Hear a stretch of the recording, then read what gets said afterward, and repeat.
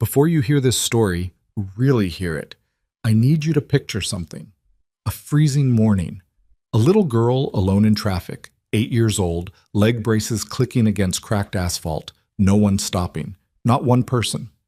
The world just keeps moving around her like she doesn't exist. And then, out of the gray, 6 motorcycles roll in. Black steel, scarred riders, engines loud enough to shake the bones. They stop the world for her. This is not a story about outlaws. This is not a story about heroes either. This is a story about what happens when everyone else walks away. And the men no one trusted decide to stay. Stay with me to the very end. Hit that like button right now if you're already feeling this one. And drop your city in the comments. I want to know where in the world you're watching from tonight. The morning came in hard that Tuesday. The kind of cold that didn't announce itself. It just arrived, pressed flat against the skin, found the gaps in every collar and sleeve, and settled there like it intended to stay. Millhaven in November looked like a town that had given up arguing with the weather. The storefronts along Cutter Road had their awnings folded in. The sidewalks were salted but still treacherous, and the sky sat low and white above everything like a ceiling nobody asked for.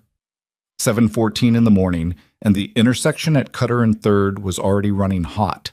Semis grinding through on their way to the distribution center on the edge of town. Delivery vans cutting the light, a school bus running 5 minutes late, and compensating for it with speed. Normal Millhaven morning, nobody looking too carefully at anything. Lila Moreno was trying to cross the street. She stood at the corner of Cutter and 3rd with her backpack strap cinched tight across both shoulders, the weight of it pulling at her in ways that mattered, because she couldn't compensate the way other kids could. The leg braces were the kind that started above her knee and bracketed all the way down to her shoes, metal and plastic and Velcro, fitted by a physical therapist 3 towns over when she was 5, adjusted twice since then, too tight at the left ankle where she'd grown faster than anyone had expected. She'd learned not to complain about it because complaining led to appointments, and appointments led to missed school days, and missed school days led to her mother Isabel taking unpaid hours off work she couldn't afford. So Lila kept the too tight feeling in the left ankle like a private debt she carried by herself.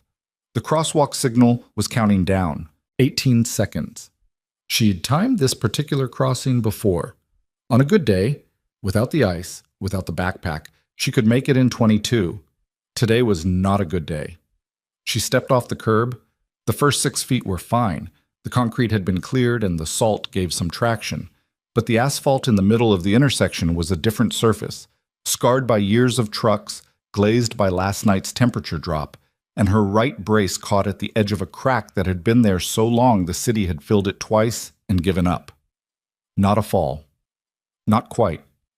Just a stutter, a weight shift that required both hands to correct, and the backpack swung to one side and pulled her with it, and for 3 full seconds she was standing in the middle of Cutter and 3rd at 7:14 in the morning, completely stopped. The signal hit 7 seconds. A car horn somewhere behind her. Not aggressive, just impatient, which was somehow worse. She started moving again, smaller steps, slower, eyes down because looking up at the cars felt like watching something arrive that she couldn't stop. The curb on the far side was higher than the one she'd left, which she'd known, which she'd been thinking about since she left the apartment. But knowing about a thing and arriving at it were different experiences, and she arrived at it with 4 seconds on the clock, and her right brace caught again on the lip of the curb, and this time the weight shift was harder to manage, and she was down on one knee on the cold concrete, backpack torquing sideways, left hand slapping the asphalt to break the fall, the cold biting into her palm through her thin glove. The signal hit 0. Traffic started moving. Not fast. This wasn't a freeway, but the first sedan through the intersection passed close enough that she felt the air displacement against her cheek and heard the specific sound of a tire on wet asphalt that close, which is a sound you do not forget once you've heard it from that angle. She was up. She was already up. She'd been working on getting up from falls since she was 6. Her physical therapist had made it the first thing they drilled because falls were going to happen and falling was not the problem. Staying down was the problem. She was up before the second car came through. She made it to the sidewalk. She stood there on the far side and caught her breath and looked at the torn palm of her glove and thought about nothing in particular for a moment.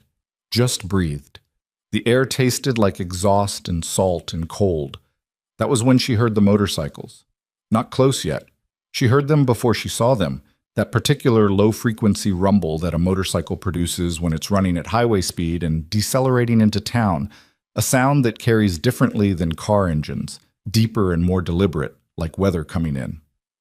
She looked down Cutter Road toward the sound without quite meaning to. 6 bikes. Riding in a loose formation, 2 up front and the others staggered behind, all of them big machines. Not the lightweight street bikes she sometimes saw college kids on, but the heavy-frame American kind that looked like they'd been designed to cross distances that made other vehicles nervous. Black and chrome and worn leather. They were slowing for the same intersection she'd just crossed, the light having cycled back to red, and they stopped at the line with that particular mechanical sound of multiple large engines idling simultaneously that she felt more in her chest than heard with her ears. She should have kept walking, she knew that. She had 7 more minutes before the school bell and the front doors of Alcott Elementary locked at first bell, and Mrs. Deering had already noted 2 late arrivals on Lila's record this semester, and another one would mean a call home to her mother, and her mother didn't need another call to her phone at work. She should have kept walking, but her left ankle was screaming now. The too-tight bracket had taken the impact of both falls and was pressing into the bone in a way that had passed discomfort and was approaching something else entirely. And she found she was just standing there, looking at the motorcycles through the thin, cold air, and the man at the front of the formation had turned his head and was looking back at her. She couldn't have explained afterward why that made her stop completely. Maybe it was the way he looked. Not at her situation, not at the braces or the torn glove or the way she was holding herself slightly sideways to keep the weight off the left ankle, but actually at her face, the way adults almost never did with kids who had visible medical equipment, who usually received either the averted look that meant discomfort or the performative sympathy look that meant something else equally useless. He was just looking at her the way one person looks at another person when they want to understand what they're seeing. Steady. No performance in it. The light changed. He didn't move. The bikes behind him didn't either, though she could see at least one of the riders glance at the signal and then back at the man up front, waiting. He pulled off his helmet.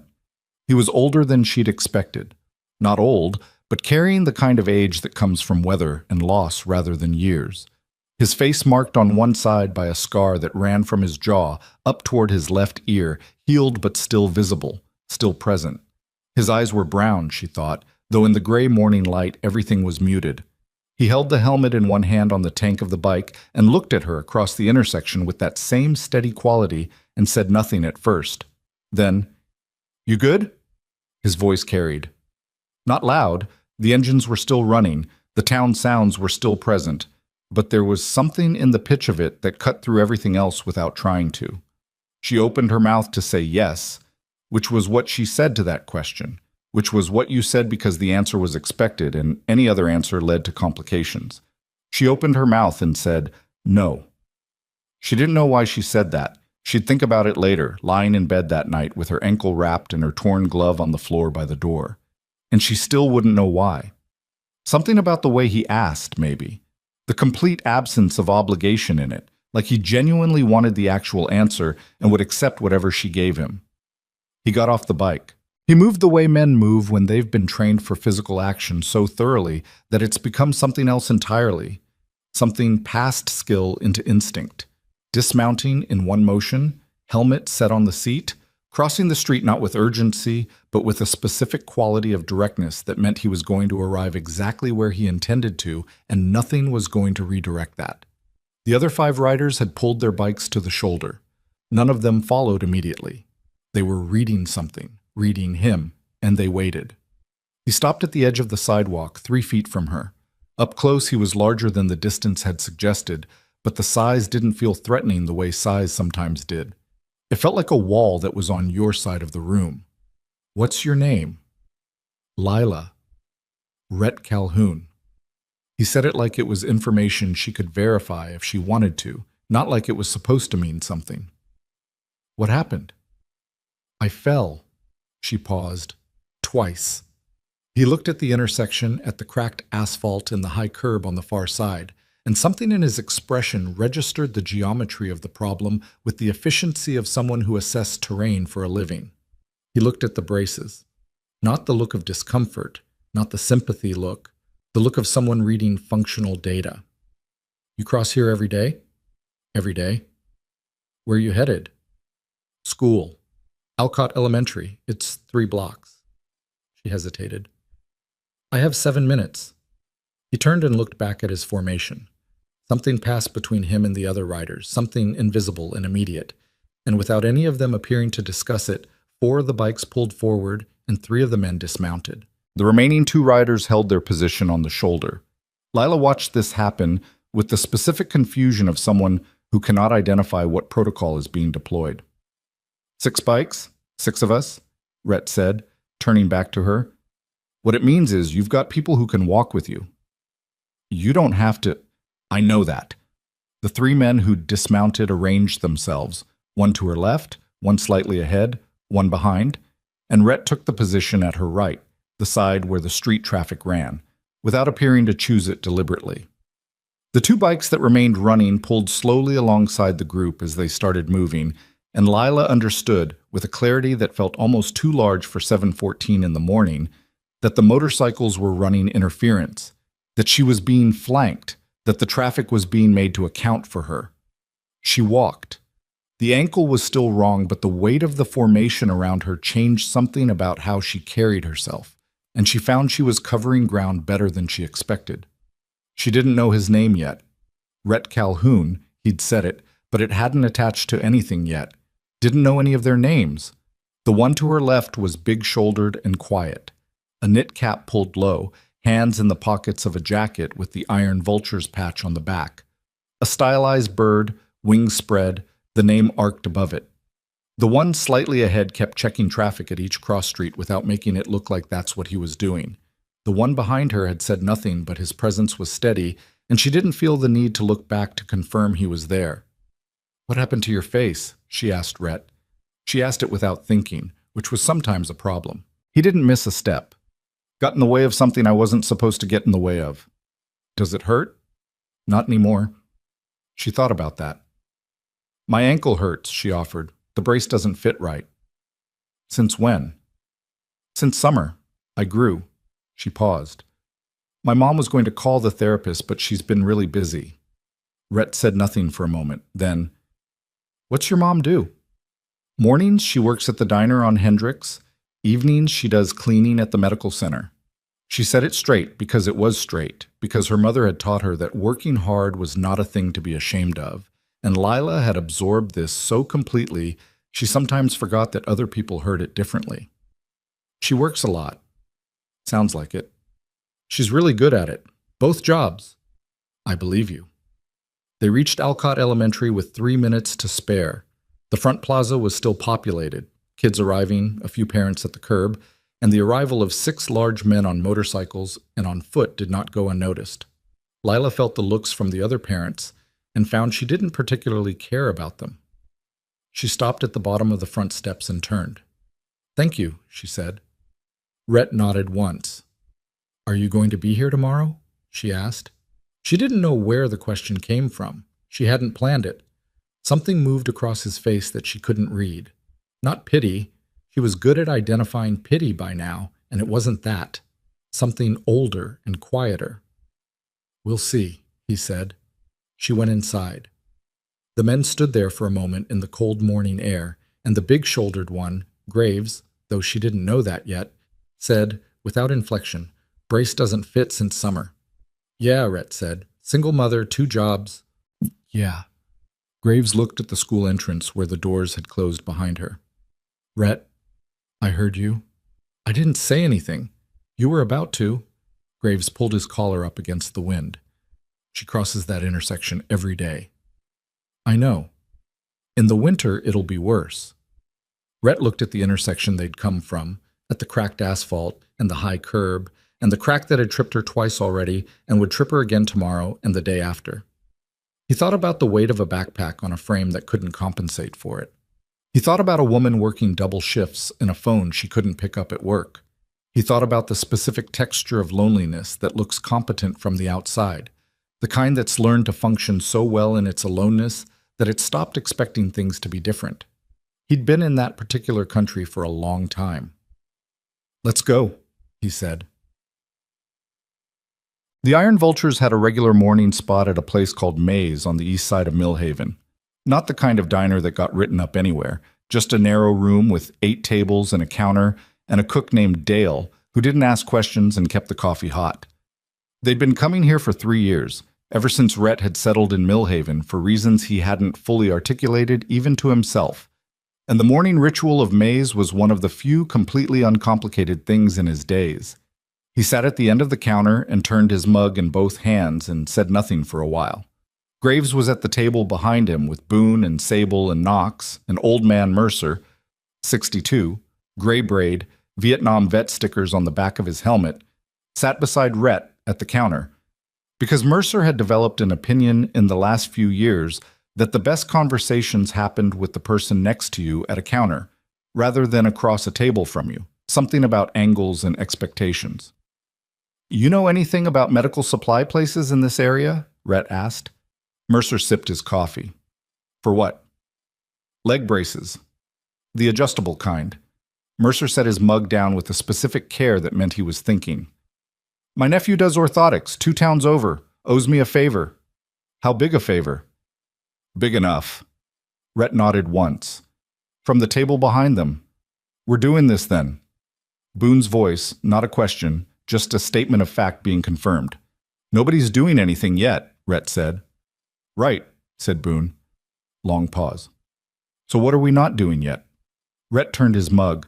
Through the window of Maze he could see Cutter Road, could trace from memory the 3 blocks to Alcott Elementary, could see the specific intersection where the asphalt cracked and the curb ran high, and a small girl in 2 tight braces crossed alone every morning in the dark of a Millhaven winter. "Finding out if she's got family," he said. "Who's looking after her besides her mother? What kind of situation she's actually in." "And then?" Knox said. Rhett drank his coffee. Knox let it go. Done. He went back to the intersection that afternoon, alone. Not to stake anything out. That wasn't the kind of thing he did. But because he was the kind of man who needed to understand the geometry of a problem before he could stop thinking about it. He walked the route from the apartment buildings on the east side of Cutter to Alcott Elementary, covered it twice in each direction, and cataloged. The intersection at Cutter and 3rd was the worst of it, but not the only problem. There were 4 other spots along the 3-block stretch where the sidewalk had deteriorated in ways that would be unremarkable to someone with full ambulatory function and genuinely dangerous to someone in bilateral leg braces carrying a heavy pack. The city maintenance schedule for this part of Millhaven was, he'd observed over 3 years of living here, approximately theoretical. He sat on the bench at the transit stop on Alcott Street and watched the school discharge at 3:15, and he watched a woman arrive, late, half running, still in the cream-colored server's apron from the morning shift she'd clearly come straight from, and gather Lila in a way that was practiced and efficient and exhausted and completely full of love. The particular combination that meant she was doing everything and doing it on empty, and had been doing it long enough that the empty was the baseline now. She was in her early 30s, he thought, or would have been if the years hadn't added something that made it hard to read her age with accuracy. Dark hair pulled back, face that had been pretty in a way that stress was slowly renegotiating. She was talking as she walked. Lila was talking back. He was too far to hear, but he could see the quality of the exchange, not reporting, not managing, but the real conversation of 2 people who were each other's primary witness, who kept track of the other's days with attention because there wasn't anyone else to do the tracking. He watched them turn the corner and disappear. He sat for another minute. He had a rule, one he'd had for a long time, since well before Millhaven, since the particular kind of event in his personal history that he'd come here partly to stop thinking about. The rule was, don't get attached to an outcome you haven't been asked to produce. He'd watched men destroy themselves and people around them by deciding what needed to happen and driving toward it without the consent of anyone involved. He'd watched it in the war, and he'd watched it after. The road to harm ran through certainty, and he was suspicious of certainty, including his own. He was also sitting on a bench in the November cold watching a woman with too much on her and a little girl with a too tight brace and a broken intersection and thinking about what a man who minded his rules would do here. The answer was probably nothing. He went back to Maze anyway. Graves found him there around 5. Graves was the quietest member of the Vultures. Not in a damaged way, not in the way some men went quiet when they were full of something bad, but in the way of a man who had arrived through long experience at the understanding that most talk was redundant, and the information worth having usually traveled in the space between words. He was 38, ex-infantry, 2 tours, had come home to find the particular American experience of being thanked for his service, and then left to figure out everything else by himself. He and Rhett had met at a VA resource event that neither of them had wanted to attend, and both of them had attended anyway because someone who knew them both had applied sufficient pressure, and they'd ended up in the parking lot afterward talking about the event they'd just left in the specific way of 2 people who'd identified the same structural failures simultaneously. They'd been brothers since then. Graves sat down and pushed a folded paper across the counter. Rhett looked at it without picking it up. "What is this?" "Public records. Guy I know does research." He paused. "The girl's got a father." "Figured." "Victor Sanz. Not local. Left when she was 2. Another pause. "Turns out he shows up in court records for a few things. Nothing violent, mostly financial, bankruptcy, a couple civil suits, 1 charge that got pled down." Rhett picked up the paper. Read it, set it back down. "What's the angle?" he said. "Records also show her maternal grandmother died earlier this year. Property outside of town, some savings. There's a trust apparently, set up by the grandmother for Lila specifically. But the details aren't public. The structure isn't clear yet." Graves wrapped both hands around his mug. "Point being, money connected to that little girl just became visible to the world." The room was quiet for a moment. Dale was washing dishes in the back. The doorbell above the entrance rang, and somebody came in from the cold. "He doesn't know about us," Rhett said. "Not yet." "And Isabel, the mother, does she know the trust exists?" My guy couldn't find any indication either way. Rhett looked at the paper again. Victor Sands. A face he'd never seen, a name that meant nothing to him. A complete stranger who had fathered a child and walked away from her and possibly had no idea she crossed a dangerous intersection alone every morning in 2 tight braces with no one to hold the traffic back. And who might, if the financial story pointed at him the way Graves was pointing at it, be about to remember he had a daughter. Men who disappeared for the wrong reasons tended to reappear for them too. "Does the mother know about any of this?" Rhett asked again. "I think," Graves said carefully, "somebody should find out." Isabel Moreno did not trust kindness from strangers. This was not cynicism. She was clear on that distinction. She'd thought about it enough to be clear. It was data. She was 32 years old, and the catalog of kindnesses that had arrived with conditions attached was long enough to be instructive. The neighbor who'd offered childcare when Lila was small, who had wanted something in return that Isabel hadn't understood until too late. The church group who'd brought meals after Lila's first surgery and expected attendance at services as the exchange rate. The man before Victor who'd been generous and patient and present right up until he'd decided that her life was too complicated to share. And Victor himself, who'd been the most present and the most generous of all until the morning he'd decided he wasn't, and had left while she was at work and been gone before she got home, with a note on the kitchen table that she'd kept for 2 days before she understood there was nothing in it worth keeping. So when her daughter came home on Tuesday talking about the men on motorcycles, Isabel's first response was not warmth. It was inventory. Who were they? What did they want? How did they know where the school was? "Mom, they were really nice," Lila said, doing the thing she did when she wanted something to land softly, putting the emphasis in the center of the sentence rather than at the end. "Nice isn't information. They walked with me. The whole way. I know, baby. That's what I'm thinking about."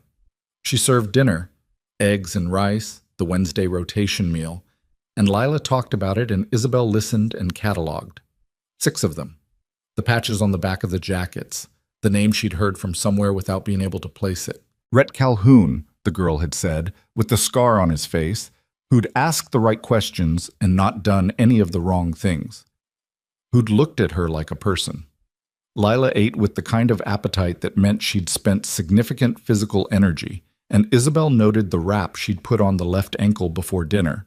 She'd found the ibuprofen in the cabinet, which meant the ankle had been bad enough during the day to remember, and felt the familiar specific quality of guilt that came from knowing about the brace and not having fixed it yet.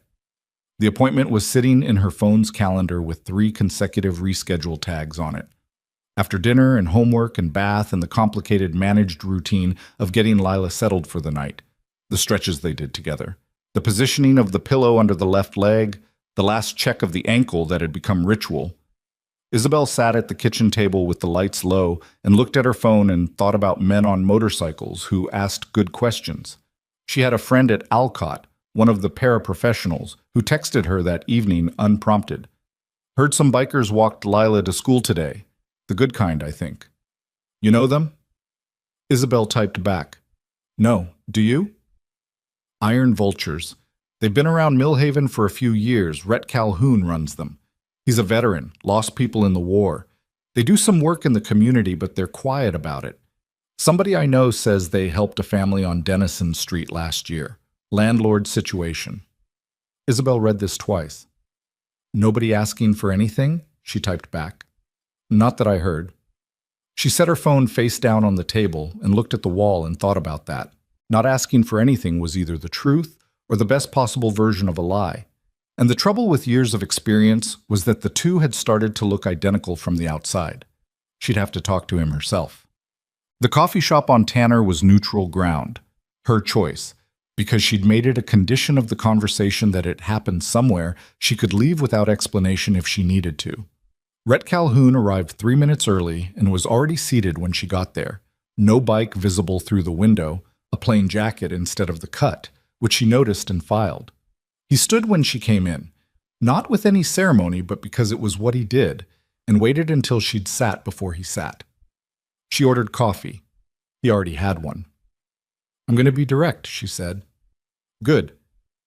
Why are you interested in my daughter? He looked at her. Because she was in the middle of an intersection alone and the light changed. That's it? That's where it started. And where is it now? He turned his mug. The scar on his face was more visible in the indoor light, longer than she'd pictured from Lila's description, running from the angle of his jaw up along the cheek and stopping just below the ear, healed pink-white, the kind of scar that had taken some time to get to this state. His eyes were very steady, not warm exactly, but present, the specific quality of a person who was genuinely paying attention, which was rarer than it should have been. I'm interested in making sure she can get to school safely, he said. That's the whole thing. People don't just do that. Some do. She looked at him. What do you want? He looked back. Nothing you're not comfortable giving. She sat with that for a moment. Outside, November pressed its weight against the coffee shop windows, and the people passing on the sidewalk moved with that specific compressed winter efficiency. Heads down, hands in, getting from here to there as efficiently as possible. The town moved around them, and they sat in the small still room with their coffee and their respective histories, and Isabel thought about what it would mean to trust this, and how she would know the difference, and whether she'd been wrong so many times that her instrument for measuring it had simply broken. She told you her ankle's been hurting, Isabel said. She mentioned it. I've been trying to get her to the therapist. She said it before she'd decided to say it, which was not something she usually did. The words had come from the place where the real things lived, bypassing the management layer. The scheduling is... She stopped. Hard, he said. Just the word. No elaboration, no softening, no question. Something in her chest adjusted slightly. Yes, she said. I know someone who can help with that. No cost. He said it simply. My brother knows a guy. Owes him a favor. If you're okay with it, we can have the brace looked at and adjusted in a week. She looked at him. And in exchange... Nothing. He met her eyes. I mean that exactly the way it sounds. She'd been lied to by experts, by people with far more practice and far more investment in the lie than this man appeared to have. She had a good instrument for it. It had been broken and rebuilt enough times that it was actually more sensitive than before, the way a bone that heals right is sometimes stronger at the fracture. She didn't think he was lying. I need to think about it, she said. That's fine. I'm not I'm not easy about people getting involved with my daughter. I understand that. You don't know us. No, he said.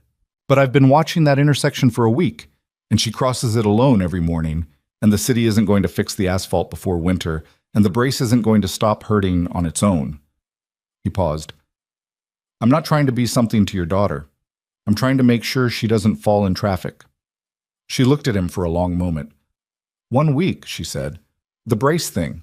We'll see how that goes. He nodded, not with gratitude, with something more level than that, a kind of acknowledgement that was just the registering of a fact. She left before he did, coffee half finished. On the sidewalk outside, the cold found her immediately, and she stood for a moment in it and thought about the expression on his face when she'd said, I need to think about it. Not disappointment, not pressure, just the completely quiet patience of a man who understood waiting. She didn't know what to do with that. She went to work. The brace appointment happened 8 days later at Mercer's nephew's place, a clean, efficient clinic 2 towns over that smelled like antiseptic and new plastic. Lila sat on the examination table with the focus of a person who'd been through this enough to have developed a process, and the orthotist, young, careful, clearly prepared for them, took measurements and asked the right questions and said the left bracket had been overdue for adjustment by at least 2 months, and he could fix it today. Rhett stood in the hallway outside. He hadn't been invited into the room. He hadn't asked to be. He stood in the hallway and looked at the scuff marks on the linoleum and thought about a morning 3 weeks ago when he turned his head at a red light and seen a small girl down on one knee in the middle of an intersection and felt something identify itself that he'd been trying not to name since. It was recognition, pure and simple and completely inconvenient, the recognition of a person carrying more than they should have to carry, doing it with a competence that was itself a kind of grief. The competence of someone who'd accepted that no one was coming to help and had built their life around that acceptance. He knew what that looked like from the inside. He'd been looking at it from the inside for 10 years. Isabel stood 4 feet from him in the hallway with her arms crossed and her eyes on the closed door. She'd said almost nothing since they'd arrived. He didn't try to fill the silence. The door opened. Lila came out with both braces adjusted, the orthotist behind her. Walk to the end of the hallway, the young man said, and Lila walked. And something in the quality of her movement was different immediately. Subtle, not dramatic, but the weight distribution was already correcting, the compensatory hitch in her left side already easing. She turned at the end of the hallway and walked back, and her face had the careful expressionlessness of a child trying not to show how much better something felt, because showing it would mean acknowledging how bad it had been. Isabel made a sound that was barely audible. Not a word, just the involuntary small sound that comes from a throat when something you've been holding releases. Rhett looked at the floor. On the drive back, Isabel's car, he'd come separately. He sat at a red light and thought about Victor Sanz, about the financial trail Graves had mapped, about the trust connected to the grandmother's estate, about the specific timing of a man who'd walked away from a daughter at 2 years old reappearing in a landscape where that daughter had just become financially visible. He thought about what it would mean for Isabel to be navigating that alone. The paperwork, the legal language, the institutional systems that were designed by people with resources for people with resources, and that ground down everyone else. He thought about what it would mean for Lila. His phone buzzed. Text from Graves. Got a tip. Sanz's lawyer made a call to the county court clerk 2 weeks ago. Rhett stared at the light. It turned green. He sat there for another 3 seconds, the world moving around him, the cold pressing in at every gap and every seal, and felt the precise moment when what had been a simple thing became the other kind. Behind him, a car horn, polite, impatient. Millhaven, 7 in the morning, everybody getting from here to there. He put the truck in gear. They weren't ready for what was coming. Isabel wasn't, Lila wasn't, and the court system of a small mid-sized town was going to move at the speed of court systems everywhere, which was slower than a man with a lawyer and a financial motive and no conscience about using his own child as a legal instrument could move. And Rhett Calhoun, who had a rule about not attaching to outcomes he hadn't been asked to produce, who was suspicious of certainty, who had come to Millhaven partly to stop doing the thing he was very good at doing, protecting people from dangers they hadn't identified yet, felt the rule bend under the weight of what he now knew. He texted Graves back, "Call everyone. Mays. Tonight." Then he drove toward the intersection at Cutter and 3rd, where the asphalt was cracked and the curb ran high, and a little girl crossed alone every morning, and thought about what it meant to be the kind of person who noticed things too late. Not too late this time. Not if they moved right now. But across town, in a beige office with fluorescent lights and institutional carpet, a man in a good suit was already sitting down across from a county family court administrator, setting a briefcase on the table and opening it with both hands. And the name on the document inside was Lila Moreno. The meeting at Mays didn't start until 9 that night, which meant by the time all 6 of them were in the back room, the one Dale kept for large groups and private conversations, a room that smelled like old wood and coffee grounds, and the particular staleness of a space that didn't get much light. The cold outside had gone from uncomfortable to serious. Millhaven in November after dark was a different animal than Millhaven in the daylight. The streets thinned out. The neon from the 2 bars on Cutter threw their colors onto wet asphalt, and the colors didn't go anywhere useful. The kind of night where the town showed you its actual structure, stripped of the daytime traffic and commerce and the performance of normalcy, just the bones of the place and the wind moving between them. Rhett spread the papers on the table. Not a lot of paper. Graves's contact had been thorough, but legal records had their limits on what they showed without a proper search. But enough. A copy of the court clerk inquiry. Victor Sanz's name attached to a family court filing date that was still pending but had been logged. The name of the law firm, Crestfall & Associates, which Boone had looked up on his phone in the parking lot before coming in, and which turned out to be a small but competent outfit out of the city that did family law and estate disputes and had a specific track record in custody cases involving trusts and inheritance. "He's moving fast," Graves said. "He had a head start," Rhett said. "He knew about the trust before we did. Probably before Isabel did." "How?" Sable asked.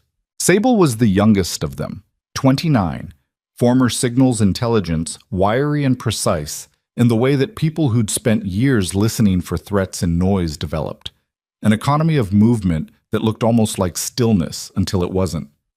He had the papers in front of him and was reading them with both hands flat on the table, the way he read everything, like he was keeping the information from sliding away. "Grandmother died in April," Rhett said. "Estate goes through probate. Probate is public record. Anyone looking for Lila Moreno's name in financial documents is going to find it if they look at the right county office at the right time." "So he's been watching," Knox said. Knox was 34, 6'2", the kind of build that made people adjust their behavior in rooms without meaning to, which Knox had learned early and deployed rarely and deliberately. He had a specific quality of stillness that was different from Mercer's stillness or Graves's.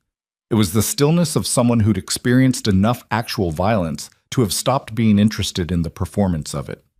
He'd done 2 tours as a combat medic, which was its own specific kind of damage. And the thing about combat medics was that they developed a relationship with human fragility that either broke them or made them very precise about the cost of avoidable harm. "He's been watching," Rhett confirmed. Boone put both hands behind his head and looked at the ceiling.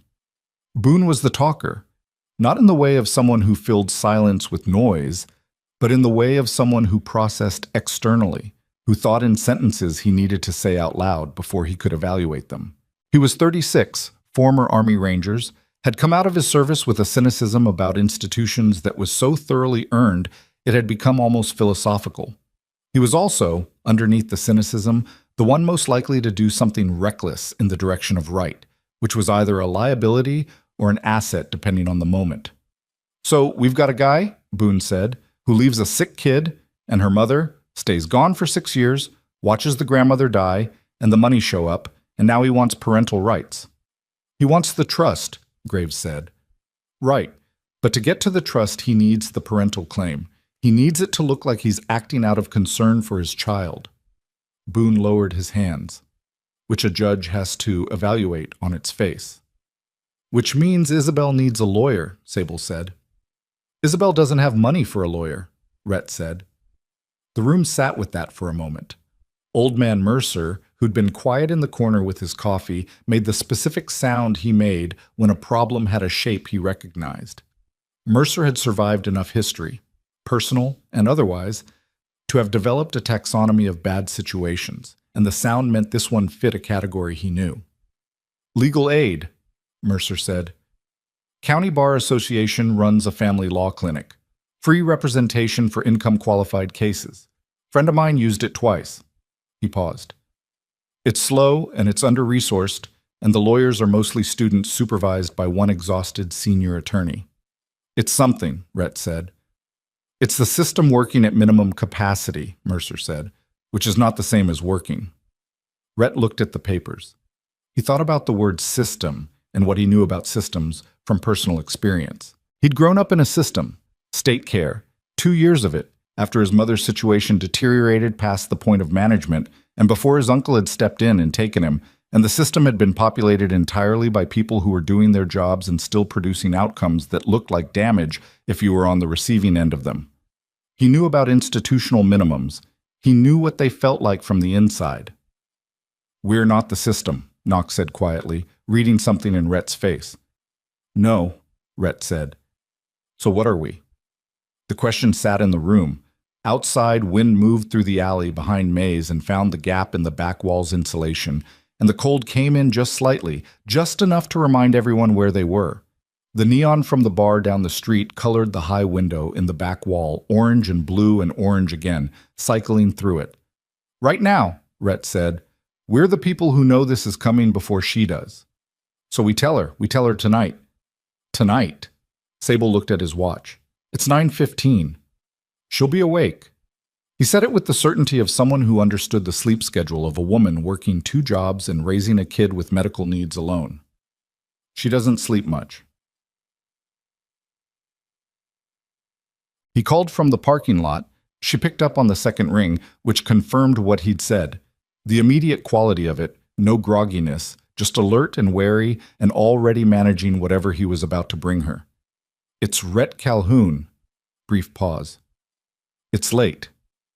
I know. I need to tell you something that can't wait until morning. Another pause. He heard her in it.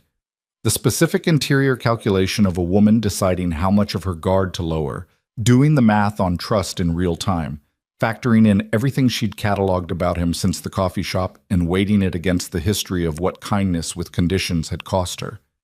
It was a long pause. He let it be long. Lila's asleep, she said finally. Good. This isn't for her to hear. She let him in. The apartment was small and clean, with the particular cleanliness of a space that got maintained through discipline rather than ease. Everything had a place and was in it, the kind of order that gets established by someone who knows that if the environment starts sliding, everything else slides with it. The kitchen table had a half-finished cup of tea on it and a folder of papers. Bills, he thought, or maybe Lila's school forms. And a single lamp in the corner made the room amber and narrow. She was in jeans and a pullover with her hair down and the expression of someone who'd been prepared to not sleep tonight, regardless of whether he'd called. He sat at the table. She sat across from him and kept both hands around her tea. He told her. He told her the whole of it. Graves's research, the probate record, the law firm, the court filing, what it meant in terms of timeline, and what a custody petition from a biological father with a clean enough record on paper looked like to a family court judge who hadn't met any of the people involved.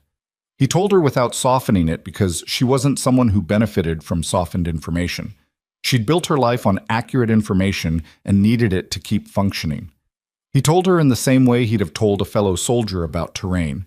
Here's what's ahead, here's what we know, here's what we don't. She listened without interrupting. Her hands tightened on the mug twice. Once when he said custody petition, and once when he said the trust is what he's after. Otherwise, she was completely still, which was its own kind of sound. When he finished, she was quiet for a long time. He knows about the trust, she said. Not a question. That's my read. And he thinks... She stopped, started again. He thinks he can file for custody rights and use them to get access to funds meant for Lila. That's the shape of it. She's never met him. Her voice was very level. level the way a surface gets when pressure is being applied to it from underneath. She knows he exists. I told her the truth about that. I told her he left. I didn't. I didn't make him into anything he wasn't because she deserved the truth, but she's never met him. I know. And a judge is going to look at his paperwork and see a biological father who wants to be involved in his daughter's life, and she stopped again, put both hands flat on the table. And I'm going to look like the person who kept them apart. Not necessarily. Don't. The word was not loud, but it had an edge. Don't tell me it's going to be fine. I need you to not do that. All right. She looked at him. The lamp threw amber across the side of her face, and her eyes were dry and very clear. The eyes of someone who'd already navigated this moment internally, who'd already felt the fear and moved it to one side and was now in the place that comes after fear, which is something colder and more functional. What do I do? Legal aid, he said. Tomorrow morning. I'll make the call tonight if you want. Leave a message. Make sure your case is flagged as time sensitive. Will they take it? Mercer knows the program. He thinks yes. And in the meantime, we document everything. Lila's condition, her medical history, her progress, the school records, everything that shows who's been here, who's been consistent. He paused. Isabel. He's been gone 6 years. That's not invisible in court. The record of his absence is a record. She looked at the folder of papers on the table. Something moved through her expression that he couldn't fully read. A complexity of emotions moving through a face that was too controlled to show them cleanly, just the surface disturbance of them, like wind on water. She picked up the folder and set it aside. "Why are you doing this?" she said. And it wasn't the version of the question she'd asked at the coffee shop. What do you want? It was actually different, actually open, asking for actual information she didn't have. He thought about how to answer it and decided the true answer was the only one worth giving. Because Lila's getting to school safe and her brace fits right, and whatever comes next, I don't want that to be the last thing that happens before something gets taken away from her. Isabel looked at him for a long time. Okay, she said quietly. Make the call. Jump. The first fracture in the Brotherhood happened the next day, and it came from the direction no one had been watching. Boone found Rhett at the garage on 2nd Street. Not May's, not a bar, the actual garage where Rhett did most of his mechanical work, a rented bay in a shared commercial space that smelled permanently of oil and cold metal and the specific satisfaction of an engine coming back to life under your hands. Rhett was in the middle of a carburetor rebuild and looked up when Boone came in and read his face immediately and set the part down. Talk, Rhett said. Boone leaned against the wall with his arms crossed. He had a quality when he was about to say something difficult of appearing to rehearse it even when he wasn't. A slight preparatory pause, the jaw setting, the decision being made in real time whether to soften or go straight. He almost always went straight. It was one of the things Rhett had always relied on. The guys are talking, Boone said. About what? About the line. He held Rhett's eyes. About where the line is. Rhett waited. Sable said it first, then Knox said something that wasn't disagreement. Boone uncrossed his arms, crossed them again. This started as a kid in an intersection. A walk to school. The brace thing, fine, that's Mercer's connection, that's a favor, that's nothing. But now we're talking about legal proceedings, about going up against a lawyer, about being witnesses in a family court case. And Sable's asking whether that's our business. Is he wrong? Rhett said. Boone looked at him. I don't know. That's why I'm here. Rhett picked up a rag and wiped his hands, not because they needed it, but because the action gave him somewhere to put the response while he shaped it. He knew what Sable was saying. He knew what it came from. They all had lives they'd built carefully around certain principles. Staying out of institutional machinery because institutional machinery ground down everyone who moved through it, and they'd been ground down enough. They helped on their own terms, quiet and direct, without courts and lawyers and the specific kind of visibility that those things brought. Being visible in official proceedings meant being documented. Being documented meant being available for scrutiny. And men who wore a patch and rode heavy bikes and had records of one kind or another, and even clean records, even honorable discharges, were not who institutional systems were designed to look at with generosity. He's not wrong, Rhett said. Boone blinked. The risk is real. Being witnesses in a family court case, having our names in those documents, it creates exposure. For all of us. He set the rag down. Sable's right to flag it. So what are you saying?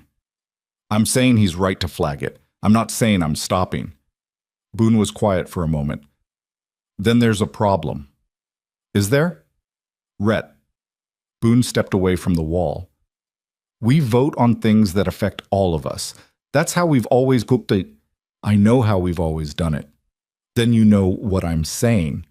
Rhett looked at him. They'd been brothers for 7 years. Boone had been at his right side in moments that didn't get discussed and wouldn't be. Moments in parking lots, in hospital waiting rooms, in the specific pre-dawn quality of situations that required the particular combination of being capable of violence and choosing not to deploy it. He trusted Boone the way he trusted the ground under his feet, which was entirely and without performance. Call it, Rhett said. Tonight, Maze. You know how it's going to go. Call it anyway. Boone studied him. You've already decided. I decided in an intersection 2 weeks ago when an 8-year-old told me no one was coming. He held Boone's eyes. Call the vote. I'll stand by it. But I need to know where my brothers are. Boone nodded once. Slow. He picked up his helmet from the workbench and looked at it for a moment. If it splits, then it splits, Rhett said. Better to know. Bet. The vote happened at Maze at 7 that evening, which meant it happened in the full cold of the arriving night, all 6 of them in the back room again, the same wood smell and the same thin light, and a different quality of silence than the night before. The night before had been the silence of men receiving information. Tonight was the silence of men preparing for something harder. Sable went first because it was his objection, and he owned it the way he owned everything. Directly, without apology, with the precision that made him either very easy or very difficult to argue with, depending on which side you were on. I'm not saying we walk away from the kid, he said. He was sitting with both forearms on the table, not leaning back, not defensive. I'm saying there's a version of this where we help that doesn't put our names in court records. We back off the visible stuff. We make sure the legal aid situation is set up. We help Isabel gather her documentation. We stay adjacent. Adjacent doesn't hold traffic back, Rhett said. We're not traffic control, Rhett. That's the thing. Sable looked at him steadily. What we do, what we've always done, is operate outside the machinery. The minute we walk into a courtroom or get called as character witnesses or whatever this becomes, we're inside it. And you know what happens to people like us inside it.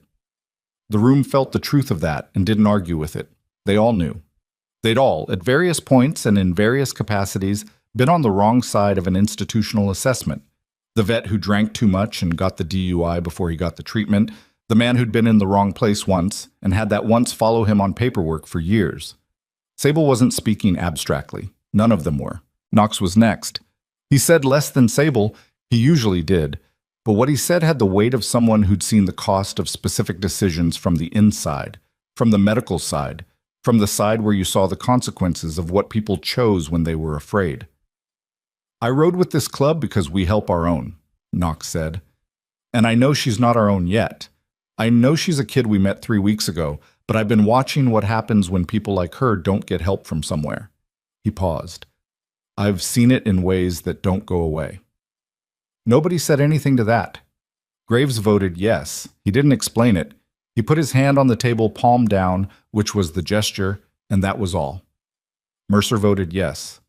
He said, I'm 62 years old and I stopped caring about exposure somewhere around 2003. You need me in a courtroom, I'll wear my good boots.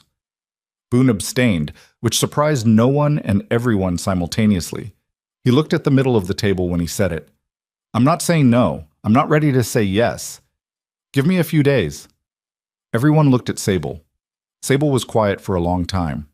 Long enough that the wind outside found the gap in the wall again, and the cold came in, and Rhett could hear the bar down the street doing its specific nighttime thing, music and laughter, and the sound of a door opening and closing, the sound of people who weren't in this room making easier choices. I want it on record, Sable said finally. That I think there's a version of this where we do more harm than good, where our presence makes it worse for her, not better, where a judge looks at a room full of bikers and decides Isabel Moreno doesn't have appropriate social judgment. He looked at Rhett. That's a real risk. I know. You know, but you're going anyway. Yes. Sable was quiet for one more beat. Then he put his hand on the table. Palm down. 5 hands. 1 abstention. Rhett nodded. He looked at Boone last, and Boone looked back at him from somewhere that was still deciding, and Rhett gave him the time that needed to be given, because some decisions couldn't be accelerated, and the attempt to accelerate them damaged things you couldn't repair. May's tomorrow morning, Rhett said. Early. The legal aid office was on the 3rd floor of a building on Municipal that looked like it had been designed by someone who understood functionality and had decided that was the ceiling. Low ceilings, fluorescent lights that buzzed at a frequency just below the threshold of constant annoyance, carpet that had survived a decade of anxious people and showed it. The waiting room had 7 chairs and a table with magazines that stopped in time somewhere around 18 months ago, and a small sign on the wall that said, "Please be patient. Our attorneys are working as hard as they can in the specific typography of something printed from a word processor." Isabel was patient. She was also exhausted in a way that didn't show in her face anymore because it had become the face, which was its own kind of statement. The attorney assigned to her case was a woman named Darcy Olson, 26, second-year lawyer under the supervision of a senior partner named Walter Greer, who had been doing family law for 23 years and had the eyes to show for it. Darcy Olson was good, not polished, not yet, but good in the foundational ways, which was that she listened completely and retained what she heard and did not pretend to certainties she didn't have. She sat across from Isabel in a room that was a closet with ambitions and read the documents Isabel had brought and took notes without looking up. "Crestfallen Associates," she said. "Do you know who specifically?" "I don't know the lawyer's name." "Okay." She wrote something. "The filing date means we have a response window. It's tight, but it's workable." She looked up. "Miss Moreno, I have to be honest with you about something." "Please," Isabel said. "Mr. Sanz's claim on paper is not easily dismissed. He is the biological father. He has not been formally documented as absent through any court order. There's no prior custody arrangement, no legal separation, nothing that created an official record of his non-involvement." She paused. "That's a gap that works in his favor, on paper." "He left," Isabel said. "I believe you." "He left when she was 2. She doesn't know him." "I believe you," Darcy Olson said again, and the repetition was not dismissal. It was something else. The very specific quality of someone telling you that your truth is real to them, while also telling you that real truth and documented truth occupy different categories in legal proceedings. What we need to do is create the documented record. 6 years of absence, documented. His presence in her life, or the absence of it, documented. Her current situation, her medical care, her relationship with you, her support network, all of it, documented. Her support network, Isabel said. Anyone who can speak to her welfare, teachers, doctors, family, community members. She looked at Isabel over the top of her legal pad. "You mentioned some people who've been involved recently." "Yes." "The bikers." Isabel looked at the wall for a moment. They're not what that sounds like." Darcy Olson's expression was careful and non-committal, which meant she was thinking something she hadn't decided to say yet. "I don't have a presumption about who they are," she said. "But I need you to understand something about family court. The other side is going to use everything they can find, and if they find out that the people supporting your case include—" She stopped, chose her words. "Include men with records, with visible affiliation to a motorcycle club, with the kind of public profile that comes with that. They don't have records." Isabel said it before she'd confirmed it, and immediately wondered if she was right. Darcy Olson made a note. "I'll need to verify that." Rhett Calhoun was in the military. They all were. "That helps?" Another note. "But I want you to be prepared for the possibility that the opposing counsel will try to paint your social environment in a particular way." She looked up. "And I want to know, before we get further, Whether the people around you are going to hold up under that kind of scrutiny.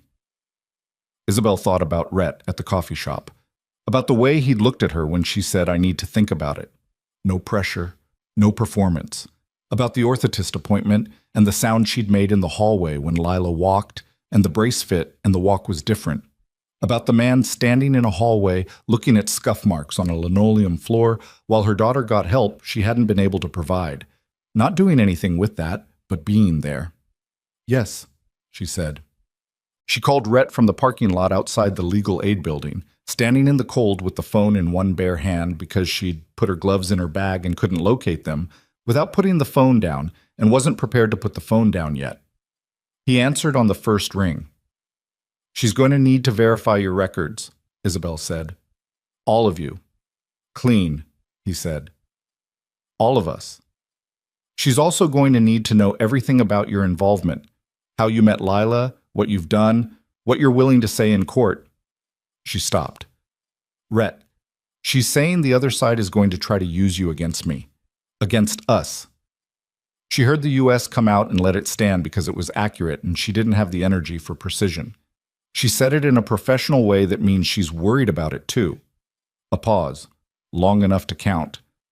"I know," he said. "She's right to be worried. I know that too." "So what do we're already documented," he said. "Everything we've done with Lila. We can account for every piece of it. The walk to school, the brace, who was present, what was said. We can put names and dates to all of it." He paused. "And if a judge wants to know who we are, we'll tell him exactly who we are. There's nothing to hide." She stood in the cold parking lot and thought about that.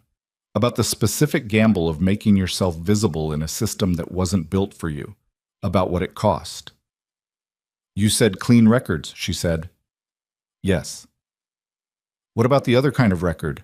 The kind that doesn't show up in searches, but that a person who knew where to look, Isabel." "I need to know." Another pause. Different quality from the first one. This one had something instinctive. "There are things in my history," he said slowly, "that I'm not ashamed of and that I won't apologize for. That a certain kind of person might read a certain kind of way." He paused again. "None of them involve anything that would put Lila at risk. Or you, that I can swear to." She processed that. The grammar of it. What was said and what wasn't, the negative space of it. "What kind of things?" she said. "The war kind." His voice had flattened slightly. Not closed, just moved to a harder surface. "The kind that comes from doing what you were sent to do and coming home and finding out that nobody actually wanted to hear about it." She was quiet for a long moment. "Okay," she said. "Okay?" "Okay," she said again. "Get me the names and dates of everything your people have done. I need it for the lawyer." "You'll have it tonight." She hung up and stood in the parking lot and breathed the cold air in and out twice. A car pulled past her and she watched it go without seeing it. She thought about war and what it did to men, and whether what it did was the kind of thing that could be used against her daughter by a man who'd never served anything but his own interests. She thought about what Rhett had said in her kitchen. "I don't want that to be the last thing that happens before something gets taken away from her." She found her gloves in her bag. Check. Victor Sands arrived in Millhaven on a Thursday, which was the kind of choice that Rhett would later identify as deliberate. Not the weekend when people were home and paying attention, but midweek, when the rhythm of the town was working and looking inward and not watching its own edges. He checked into the one hotel that Millhaven had that qualified as a hotel rather than a motel, which was the Crestwood on Henley Street, a 12-room place with a lobby that smelled like potpourri and institutional aspirations. He came in a rental car. He came alone, which meant the lawyer was still operating from the city, and Victor was here for a different purpose than the legal one. Graves found this out through a contact at the hotel. Not surveillance, just the specific information ecology of a small town where certain people knew things and were willing to share them with people they trusted. Graves passed it to Rhett at 7 in the morning outside Mays, 2 sentences, and then went inside for coffee, and Rhett stood in the cold outside the diner with that information and felt what it actually meant. He was here to see Lila. Or to create the appearance of wanting to see Lila, which served the same legal function without requiring the emotional reality. Rhett went inside and sat at the counter and drank his coffee and said nothing for 20 minutes, which was longer than his usual silence, long enough that Dale looked at him twice from behind the counter with the specific expression of a man who cooked for soldiers and recognized that particular quality of internal reckoning. At 7:30, he called Darcy Olson's office and left a message. Victor Sanz was in Millhaven. He thought she should know. At 7:45, he texted Isabel. He's here. Don't go anywhere alone with Lila today. I'll explain. At 8, he called Boone. Boone picked up immediately. I heard, Boone said. How? Sable's got a friend at the Crestwood, same way you know. Pause. Rhett? Yeah. I'm in, Boone said. Rhett stopped. He hadn't expected it in that order. Boone had said he needed a few days, and Boone always needed what he said he needed, not less. What changed? Rhett said. A sound on the line, not quite a laugh, something smaller. Sable called me at 6 this morning, said Victor Sanz was in town, said he'd been thinking about what it means to be adjacent when someone's coming for something that shouldn't be taken. Another pause. I'm in too. We're all in. Rhett put his phone on the counter. He looked at the window of Maze, at Cutter Road outside, at the gray November morning pressing against the glass. Somewhere out there, a man who'd been absent for 6 years was sitting in a hotel with potpourri in the lobby and a lawyer on speed dial and a strategy built around a child he'd never tried to know. He thought about what that cost. Not to him. He didn't matter in this equation, what it cost Lila. What it would cost her to sit in a room and have her life examined, to have the people who'd chosen to stay in it scrutinized by people who'd chosen to leave it. What it cost a child to become a legal instrument. He also thought about what it cost to not fight. He had that cost memorized from a specific set of dates and places that he didn't revisit often, the particular damage of watching something that should have been protected get taken apart by a process that moved faster than the people who cared could organize to stop it. Not again. He picked his phone back up and called Graves. I need everything we have on Sanz, everything your contact can pull. I need it by tonight. What kind of everything? The financial kind. The real picture. Where the money actually went when he left, who he's been dealing with. Whether this law firm is the only thing he's got going, or whether there's more underneath it. He paused. If he's using Lila as an instrument, I want to know what the instrument is actually for. Graves was quiet for a moment, then, that's a different kind of digging. I know. If we find something, we give it to Darcy Olson, Rhett said. All of it.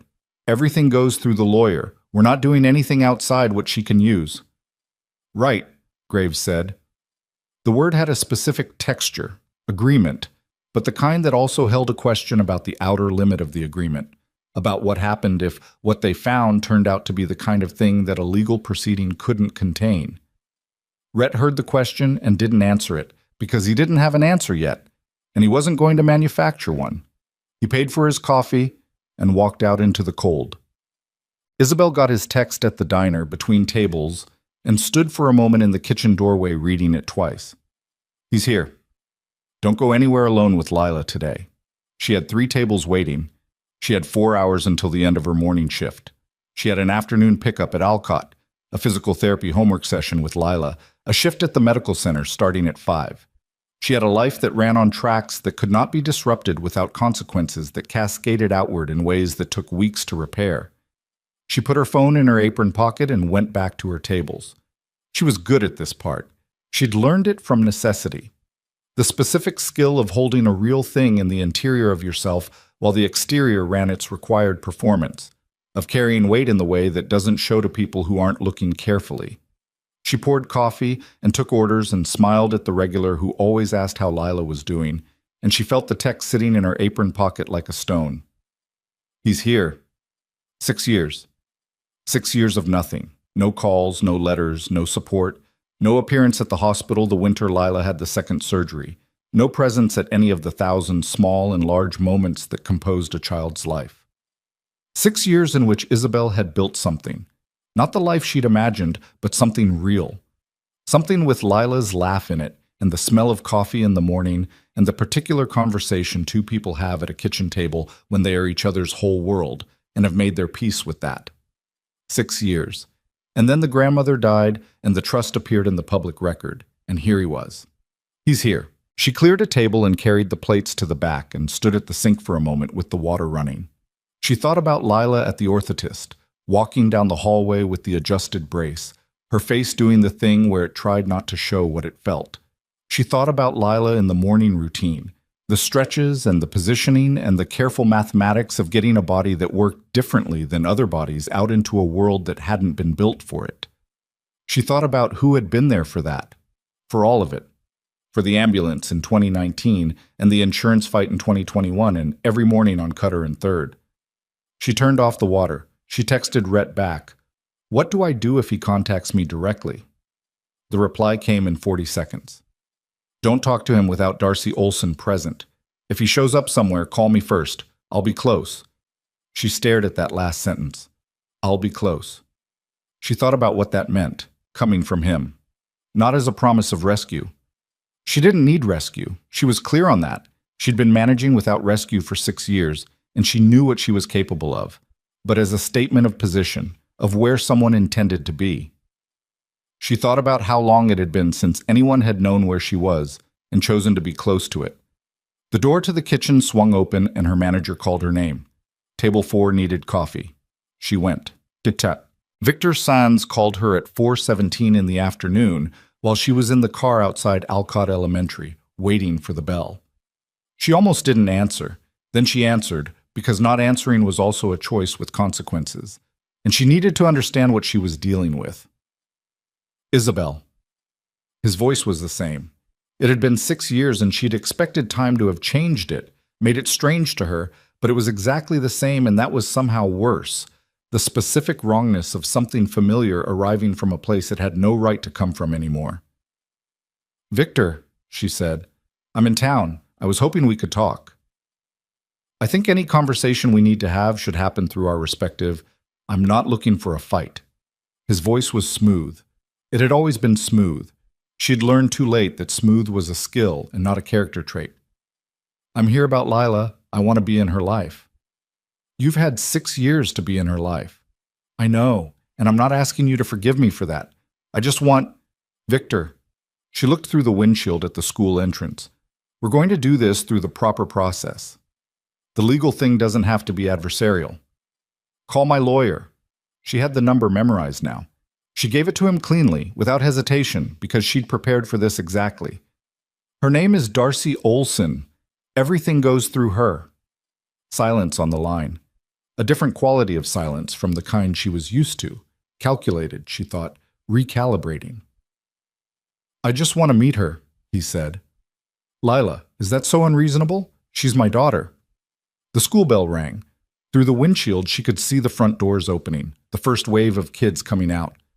"Goodbye, Victor," she said. She hung up and sat in the car and watched her daughter come through the front doors of Alcott Elementary with her backpack and her adjusted braces, and that specific way she held her chin slightly up that Isabel recognized as her own habit, the tilt of a person who'd decided to face things straight on because they'd learned the cost of looking away. Lila scanned the pickup line and found the car, and her face changed, the face it made when she was where she was supposed to be. Isabel got out and held the passenger door open, and Lila climbed in with the managed efficiency of a person who knew exactly how to work with her own body, and Isabel closed the door and got back in and sat there for a moment before starting the engine. "What's wrong?" Lila said. Isabel looked at her daughter. 8 years old, braces clicking, backpack taking up most of the back seat, smelling like school lunch and cold air and the specific child smell that Isabel would recognize in a dark room. "Nothing's wrong," she said. "Mom." She started the car. "We're going to figure something out," she said. "Okay, we're going to figure something out." She pulled out of the school parking lot and drove toward home, and in her pocket her phone buzzed once. Rhett, she assumed, she'd tell him about the call. And the town moved around her in its gray November way, and somewhere in a 12-room hotel that smelled like potpourri, a man was calling a lawyer to report that the process had begun. And 3 blocks from the apartment, At the intersection of Cutter and 3rd, a black motorcycle idled at the red light. Rhett. She recognized the bike now, knew its shape and its sound the way you learned the shape and sound of things that had been present at your worst moments. He wasn't watching her car. He was watching the cross traffic, watching the intersection, watching the cracked asphalt and the high curb and the geography of a problem he'd decided 2 weeks ago was his to help solve. He didn't know she could see him. She drove past without stopping, because stopping would mean something she wasn't ready to name yet. The acknowledgement of a dependency she hadn't asked for and couldn't fully evaluate, and which scared her more than Victor Sanz's smooth voice on the phone did, because Victor she understood, Victor she'd been preparing for without knowing it for 6 years. But this, a man on a black motorcycle at a Millhaven intersection watching the road your daughter walks, this was something else entirely. She parked in front of the apartment building. She sat for a moment with the engine off. "Mom," Lila said. Who was that on the phone? Isabel looked at her hands on the steering wheel. She thought about truth and what you owed an 8-year-old and what you protected them from and where exactly the line was between the two. "Your father called," she said. The interior of the car went very still. Lila said nothing for a long moment. When she spoke, her voice was careful in the way it got when she was holding something. "What did he want?" "To talk." "About me?" "Yes." Another long silence. Outside, the wind moved through the bare trees on the sidewalk, and the November cold pressed at the car windows, and the last of the afternoon light was going fast, the sky dropping toward dark. "Is he coming here?" Lila said. "He's already here," Isabel said. "He's in town." She turned and looked at her daughter. "But nothing is going to happen that you don't know about first, okay? Nothing happens without you knowing." Lila looked at her with those eyes, her own eyes, Isabel's eyes, the eyes that had been looking at her since the delivery room, and that she could read the way she could read nothing else in the world. She could see the fear in them, and the thing that was underneath the fear, which was not courage exactly, but something more specific. The particular determination of someone who'd had to learn very early that the world did not automatically configure itself to hold her, and had decided to cross it anyway. "Okay," Lila said. They went inside, and in the parking lot of the Crestwood Hotel on Henley Street, a man named Victor Sanz sat in a rental car with his phone to his ear, talking to a lawyer in a city 2 hours away, reciting the details of an afternoon that had gone almost exactly as planned. The call, the response, the hang-up, all of it documented now, all of it part of a narrative that a family court judge would eventually be asked to read. He didn't know about the meeting at Mays. He didn't know about Graves's contact and the financial dig that was already in progress. He didn't know that a man with a scar on his face had been sitting at a red light 3 blocks from his daughter's apartment, watching the road for dangers, and would be sitting there again tomorrow morning. He didn't know any of that. He finished the call and put his phone in his pocket and looked at the hotel entrance and felt the particular quality of confidence that comes from believing you have more information than the other side. He was wrong. But he wouldn't know that until the information arrived in a way he couldn't manage, from a direction he hadn't anticipated, carried by people he hadn't thought to account for. Graves delivered the file on a Friday night, and what was in it was worse than what Rhett had been prepared for. Not worse in the way of violence or obvious criminal architecture. It wasn't that kind of file. It didn't contain the kind of information that made you reach for a weapon. It was worse in the specific way of something that looked ordinary from every angle until you understood the pattern, and then you couldn't stop seeing the pattern. And the pattern was the kind of thing that meant this had never been about a man wanting to know his daughter. It had always been about the money, but not in the way they'd assumed. Rhett read the file at the garage on 2nd Street, under the work lights, sitting on an overturned crate with the papers spread on the hood of a truck he'd been meaning to get back to for a week. Rain had started outside. Not heavy, the thin, persistent November kind that found every opening in a building and made the temperature inside drop without making anything visibly wet. The garage had one space heater that worked and one that didn't, and the smell of oil and cold metal was sharpened by the rain, the way cold sharpened everything in Millhaven at this time of year. He read the file twice. Then he called Graves in. Graves stood at the hood and read it himself, which took longer because Graves read carefully, the way he did everything, front to back, and then specific sections again. He didn't say anything while he read. His face did the thing it did when information was being processed into assessment, completely still, the eyes moving, one hand flat on the hood. He set the last page down. "Crestfall & Associates," he said. "Yeah. The law firm isn't just his lawyer." Graves pointed to the page without touching it. "Look at the cross-reference. The principal partner, Thomas Crestfall. He's listed as co-executor on the grandmother's estate." Rhett had found this first. Which means the law firm that's filing the custody petition on behalf of Victor Sanz is also the law firm responsible for managing the trust that the custody petition is designed to access. Graves looked up. "That's not a conflict of interest. That's a mechanism." The rain found the gap in the roof at the back of the garage and started a thin drip into a bucket that was there for exactly this purpose. The sound of it punctuated the silence between the two men. "Darcy Olson needs to see this tonight," Rhett said. "Agreed. But there's more." Graves turned back 2 pages to a set of financial records that his contact had sourced from a combination of public filings and what the contact had described as adjacent information in a way that Graves had not asked him to specify. The record showed a series of transactions involving an LLC registered in a state with permissive shell company laws, with Thomas Crestfall's name appearing in the original incorporation documents and disappearing from the active management roster approximately 18 months later, which was approximately 6 months after the grandmother had been diagnosed with the illness that would eventually kill her. "He set this up when she got sick," Rhett said.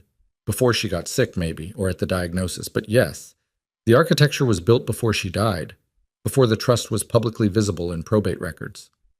Graves folded his arms. "Which means Crestfall wasn't waiting for the death to act. He was positioned. And Sanz is downstream. He's either a willing instrument or he got recruited to the scheme after Crestfall identified the opportunity." Graves looked at the papers. "My read is willing. The man left when Lila was 2, no contact, no support, but he didn't disappear. His financial records show he's been in Crestfall's orbit for at least 3 years. Small consulting payments from the LLC. Irregular but consistent." Rhett stood up from the crate. He put his hands on the hood and leaned on them and looked at the papers. Outside, the rain continued its thin, persistent work against the building, and the bucket caught its drip, and the space heater clicked in its irregular way. 3 years. For at least 3 years, the infrastructure of what was about to happen to Lila Moreno and her mother had been quietly assembling itself. A lawyer in a city office, an LLC with a clean surface and a structural problem in its bones, a biological father being maintained on retainer like a piece of equipment that would be needed eventually. A grandmother dying by degrees while the people around her money made their preparations. "Isabel doesn't know any of this," Rhett said. "No way she does." "Does Darcy Olson?" "Impossible. She's a second-year working legal aid. She's good, but she doesn't have the resources to dig this deep." Rhett straightened up. He looked at the window of the garage, rain dark, the neon from the bar down the street smearing color across the wet glass, orange and blue bleeding into each other. He thought about what this information meant in terms of the fight that was actually happening. Isabel's lawyer was preparing for a custody dispute with a deadbeat father. The actual fight was a financial fraud that had been in construction for 3 years, with a custody petition as its delivery mechanism, with a little girl's name on the instrument. The legal aid office was a second-year lawyer and one exhausted senior attorney with a caseload that was already past capacity. Crestfall & Associates had been building this since before the grandmother was in the ground. "We need a different kind of lawyer," Rhett said. Graves looked at him. "We don't have money for a different kind of lawyer." "Not us, but someone does." He thought for a moment. "Call Mercer. Tell him what we found. He's been around long enough to know people, son, the kind of people who take cases because of what they are, not because of what they pay." "That's a long shot." "It's the shot we've got." He picked up the file and squared the pages. "I'm going to Isabel's. Tonight." Graves didn't argue. He picked up his phone. It was 10:40 when Rhett knocked on Isabel's door, and she answered it in 30 seconds, which meant she'd been awake, which he'd known she would be. She looked at the file folder in his hand, and something in her face went very still. She let him in without speaking. Lila was in bed. The apartment had its nighttime configuration. Single lamp, low light, the sounds of the building around them, a neighbor's television through the wall, the rain against the windows. Isabel had been at the kitchen table with a cup of something that had gone cold. She sat back down. He sat across from her. He told her. He gave her the information in the same way he'd given it at the coffee shop. Straight, complete, without softening. He told her about Crestfall's dual role. He told her about the LLC. He told her about the 3 years of payments to Victor Sanz and what that suggested about the timeline. He watched her face while he talked, and what he saw was not what he'd expected. Not shock, not the collapse of certainty. What he saw was something closer to recognition, the expression of someone receiving a truth that answers questions they'd been carrying without articulating. When he finished, she put both hands flat on the table. She looked at them. "He never called," she said.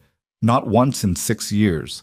Then my mother dies, and within months, he's got a lawyer." She looked up. "I thought it was the money. I knew it was the money, but I thought it was just him being him.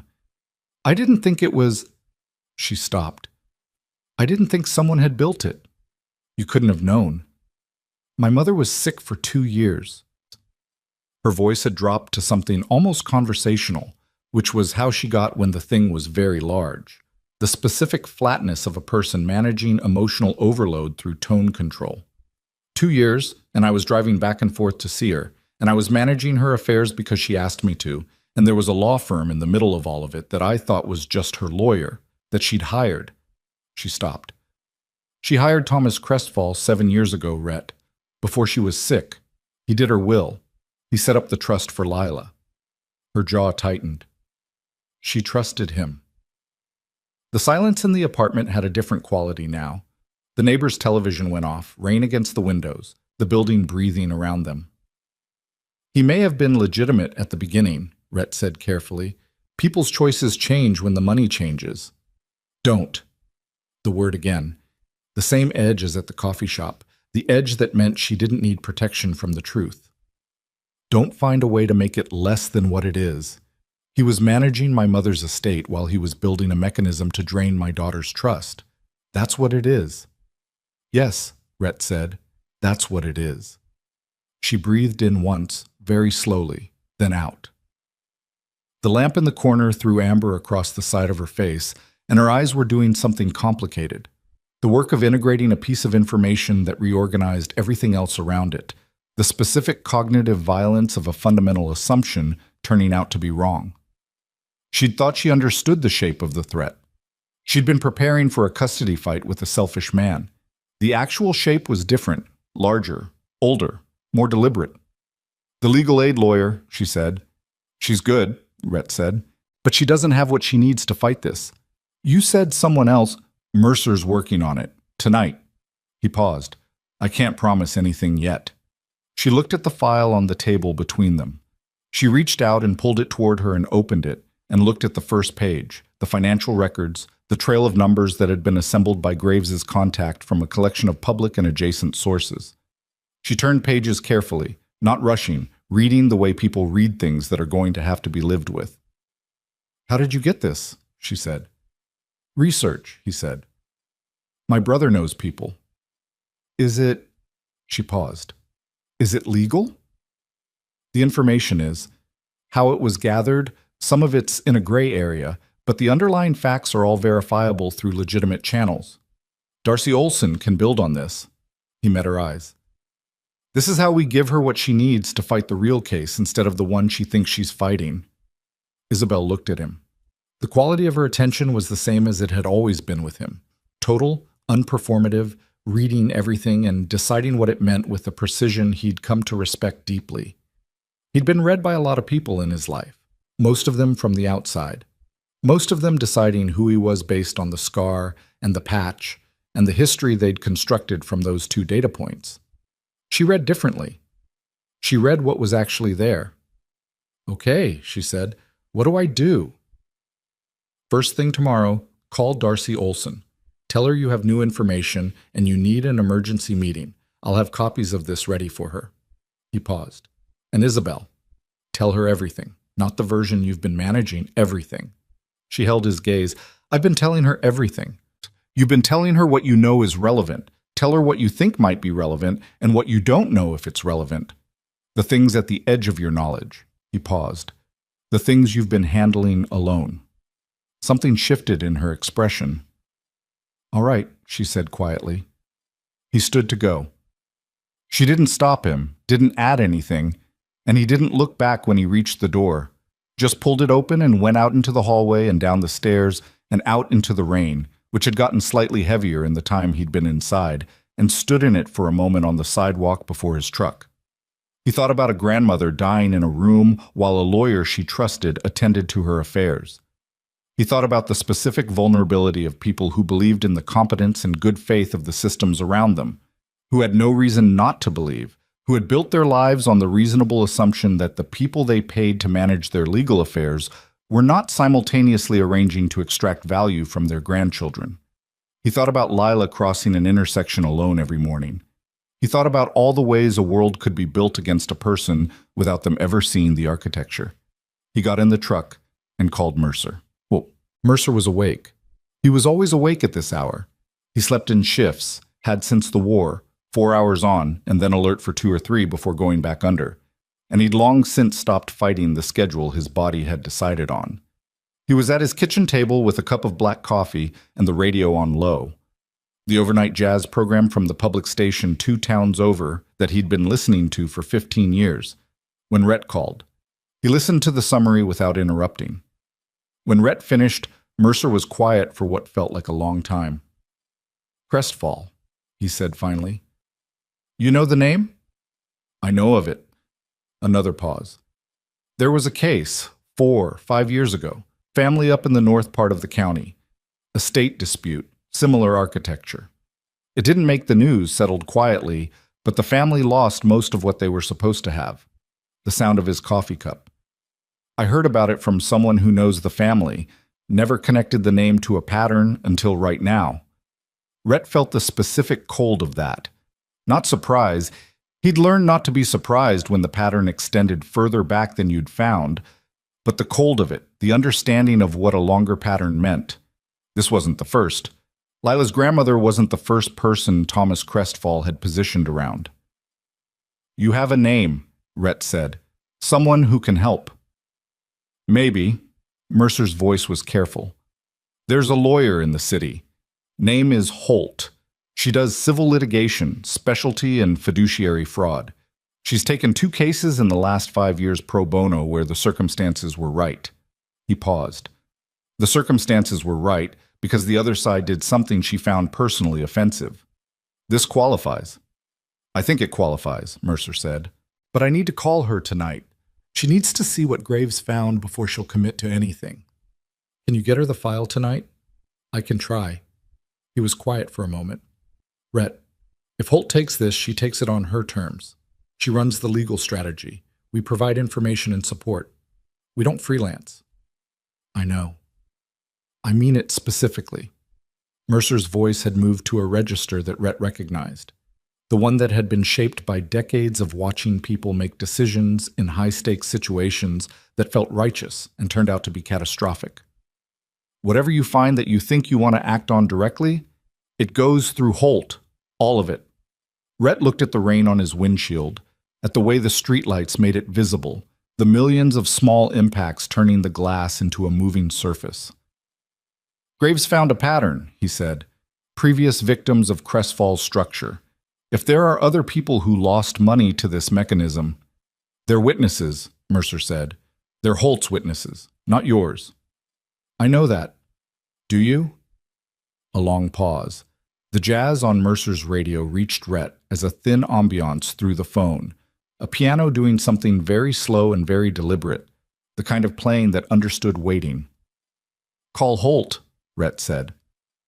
Bah, Mercer called, and whatever he said and however he said it, by 2 a.m. there was a reply text on his phone. I've read the summary. Send me the file. I'll call in the morning. Her name was Ada Holt. 44, 12 years in civil litigation, a record that included 3 successful fiduciary fraud cases against estate management firms and one high-profile win against a county public administrator that had resulted in a state-level investigation. She had the kind of reputation that came from being right more often than the system expected and being willing to stay in a fight past the point where the financial calculations stopped making sense. Mercer knew her because she'd been the lawyer for the family he'd mentioned, the one from the north part of the county, the one that had lost most of what they should have had. She'd come in too late to win that case, but she'd stayed in it until every recoverable element was recovered, and she'd done it at a cost to herself that nobody had asked her to pay. Mercer had met her at the conclusion of that case, and they'd had a single conversation at a parking lot outside the courthouse, and the conversation had lasted 40 minutes and covered, among other things, the specific quality of moral injury that came from understanding a system's structural capacity for predation and choosing to stay inside that system anyway, because the alternative was leaving the people it preyed on without anyone who knew how it worked. They'd stayed in contact in the way of people who weren't friends exactly, but who recognized in each other something that mattered. Rhett did not sleep that night. He drove back to the garage after talking to Mercer and worked on the truck he'd been meaning to finish for a week. Not because the truck needed it at 2 in the morning, but because his hands needed something to do that wasn't this. He worked for 3 hours in the thin rain and the work light glare and the drip of the bucket at the back, and he thought about patterns that extended backward further than you thought, and about the specific damage done by systems that preyed on the people who trusted them, and about an 8-year-old crossing a bad intersection who had no idea that the mechanism designed to take her future had been running for 3 years before she ever stepped off a curb. Knox arrived at 4:30 without being called, which meant someone had called him. He came in out of the rain and looked at Rhett under the truck and said nothing, just picked up a wrench and found something else to work on, and the two of them worked in silence for an hour and a half, which was its own kind of conversation. At 6, Sable arrived with coffee from the gas station on Henley, the only place in Millhaven that was open at this hour, and set a cup on the fender near Rhett's head. "Mercer briefed us," Sable said. "All of you?" "All of us." Sable sat on the same overturned crate Rhett had used the night before. He had both hands around his own cup. "I want to say something." Rhett slid out from under the truck. He sat up and took the coffee and looked at Sable. "I voted yes," Sable said. "I want to be clear that I'm not revising that, but when I voted yes, I was thinking about a custody fight with a deadbeat. What this actually is—" He stopped, looked at his coffee. "What this actually is different. What this actually is organized. And I need to know that you understand what that means in terms of who we're up against." "Organized how, specifically?" Rhett said. "Crestfall's been doing this for at least 5 years. Mercer's case makes it 5 minimum, which means he's got infrastructure. He's got people who know what he does and have made their peace with it. He's got experience managing outcomes when complications arise." Sable met his eyes. "And if he finds out we're digging, if he finds out a group of bikers in Millhaven has documentation of his pattern, he's going to act. Not through lawyers, through the other kind of action." The garage held this for a moment. The rain outside had eased but not stopped. The space heater clicked. "You're saying we're a liability now," Rhett said. "I'm saying we became one the moment Graves got that file." Sable looked at Knox, who was listening from the back without appearing to listen. "I'm not backing out. I'm saying our exposure just changed categories. We're not just witnesses who might complicate a custody case anymore. We're people who know something that someone with resources would prefer didn't get known." This was the thing Rhett had been holding since 2 in the morning, the piece he hadn't said to Mercer on the phone, the shape of the risk he'd been aware of without fully examining. Sable had named it. That was what Sable did. He located the thing that was present in the room, but unsaid, and he said it, and whatever happened next happened with everyone's eyes open. "You're right," Rhett said. "I know I'm right." Sable drank his coffee. "So, what do we do with that?" "We move fast," Rhett said. "We get the file to Holt today. We get Holt into the case before Crestfall knows she's coming. Once she's formally engaged, the information is protected by the legal proceeding, and our testimony is part of the record. At that point, acting against us creates more exposure for him than it solves. And between now and then, we're careful." Sable looked at him. "Define careful." "We travel in at least pairs. Nobody meets with anyone connected to this case alone. And nobody—" He paused. Nobody does anything outside what Holt can use. Nothing that gives Crestfall's people a reason to look at us that they don't already have. Knox spoke from the back. Boone. Rhett looked at him. Boone needs to know the full picture, Knox said, before today. I'll call him. He's already outside, Knox said. But Boone came in from the rain and stood in the garage entrance and looked at all of them and then at Rhett. He had the specific quality of a person who'd made a decision before arriving and was arriving to make it official. I talked to my sister last night, he said. He said it to Rhett specifically. Her husband went through something like this, not exactly the same, but estate fraud, a lawyer who had two roles and used them both against the family. He stopped. They lost the house. 2 kids in it. He paused again. I've been thinking about that since Mercer called, since I understood what this actually was. Rhett waited. I'm fully in, Boone said. I want to be clear about that. Not adjacent. Fully in. The garage was quiet. The 6 of them in the work light and the rain cold and the smell of oil and coffee, arranged in the loose way of people who knew each other well enough not to need positions, just presence. Okay, Rhett said. Ada Holt called at 8:17 in the morning. Her voice was the voice of someone who'd been awake for a while and had formed opinions. Mr. Calhoun, she said, I've read the file. Ms. Holt. I have questions. She didn't say good morning, didn't preamble, went straight to the work. He appreciated that immediately. The LLC incorporation documents, how were these obtained? Adjacent to public sources, he said carefully. The underlying facts are verifiable through legitimate channels. A pause. I'm going to need you to be more specific about that eventually. I know. When you're formally on the case. That's a reasonable position. The sound of paper. The cross-reference to the previous estate case in the North County said, do you have names? Mercer does. He can connect you directly. I'll need them today. More paper sounds. Mr. Calhoun, what you've assembled here is the beginning of a pattern. The beginning. If Thomas Crestfall has been doing this for 5 years with multiple victims, there is documentation I can subpoena, financial records, communications, co-executor agreements, that will be significantly more powerful than what you have right now. She paused. But I can only subpoena it once I'm formally engaged in a proceeding, which means the family law case is the door. That's what we thought. The family law case is also genuinely in danger, she said. I want to be clear about that.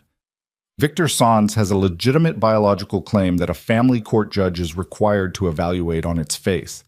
The fraud case doesn't automatically invalidate the custody petition. We have to fight both simultaneously. Another pause. The good news is that the fraud case gives us motive. A judge seeing that the custody petition is part of a financial scheme changes how they evaluate everything else. Can you take it? The pause this time was longer. He heard something in it, not uncertainty, but the specific quality of a decision that had already been made being considered one final time before it was spoken. I'm taking it, she said, but I have conditions. Name them. Everything your people find comes through me. No independent action, no confronting anyone connected to Crestfall directly, no communication with Victor Sanz or his representatives outside of what I've authorized. Her voice was level. I've seen situations like this go wrong when the people who care most about the outcome decide to accelerate things in ways that give the other side something to use. I won't have that. Agreed, Rhett said. I also need to meet your group. All of you. Today, if possible. She paused. I need to assess what I'm working with. We can do that. And Mr. Calhoun. Yeah. The information in this file, the way it was gathered, I'm not going to ask you again specifically, but I need to know that if I put you on a witness stand, there's nothing in your past that a well-resourced opposing counsel can use to discredit your testimony or your group's testimony. He thought about what he'd told Isabel. The war kind. The kind that comes from doing what you were sent to do. There's nothing that makes us criminals, he said carefully. There's history. There are things that some kinds of people read in some kinds of ways. Elaborate, she said. 2 of my men have juvenile records, both sealed, both from before service. My own record is clean, but my military file has a commendation and a psychological evaluation that a creative lawyer could frame as instability. He paused. Mercer has a DUI from 9 years ago, handled off his license since. He paused again. We're all veterans. We all wear a patch. We all ride bikes that cost more than some people's cars. We look like something to people who want us to look like something. And do you look like that thing? She said. No. Can you prove it? We've been walking a little girl to school every morning for 3 weeks, he said. Her teachers have seen us. Her doctor has seen us. The orthotist who adjusted her brace has seen us. We have a documented record of being exactly who we say we are. A pause. Something in its quality shifted. Good, she said. That's actually very good. The sound of a pen. Today, 3 o'clock. I'll come to you. Give me an address. He gave her May's. The meeting with Ada Holt lasted 2 hours, and by the end of it, Rhett understood that she was the specific kind of person you wanted in your corner in a fight like this. Not because she was warm, she wasn't particularly warm, but because she was exact. She asked questions that located the precise edge of what each person knew and what they were inferring and what they were willing to swear to, and she did it without making anyone feel that the distinction was an accusation. She was small, dark-haired, reading glasses she kept taking on and off, the kind of presence that was easy to underestimate until you'd been in the same room with her for 20 minutes and realized that every piece of information that had come into the room had been processed and filed and cross-referenced and was available to her instantly in whatever configuration was most useful. She spent the most time with Graves. She went through the financial documents line by line, asking where each piece had come from, and Graves answered carefully. And she made notes and didn't push past what he gave her, which Rhett recognized as a kind of professional precision. She was building the case she could build, not the case she couldn't, and she knew the difference. At the end, she took off her glasses and looked at all 6 of them. I'm going to file a counter-motion in the family court case by end of next week, she said. It will challenge the standing of Crestfall and Associates to represent Victor Sands given the dual role, and it will petition for a guardian ad litem for Lila, an independent representative whose job is solely to represent Lila's interest, separate from both parents. She paused. Simultaneously, I'm going to make contact with the county court to begin the formal fraud inquiry. That's a different proceeding, but once it's open, I can subpoena Crestfall's records. She looked at Rhett specifically. When those records come in, what you found is going to look very different from what it looks like now.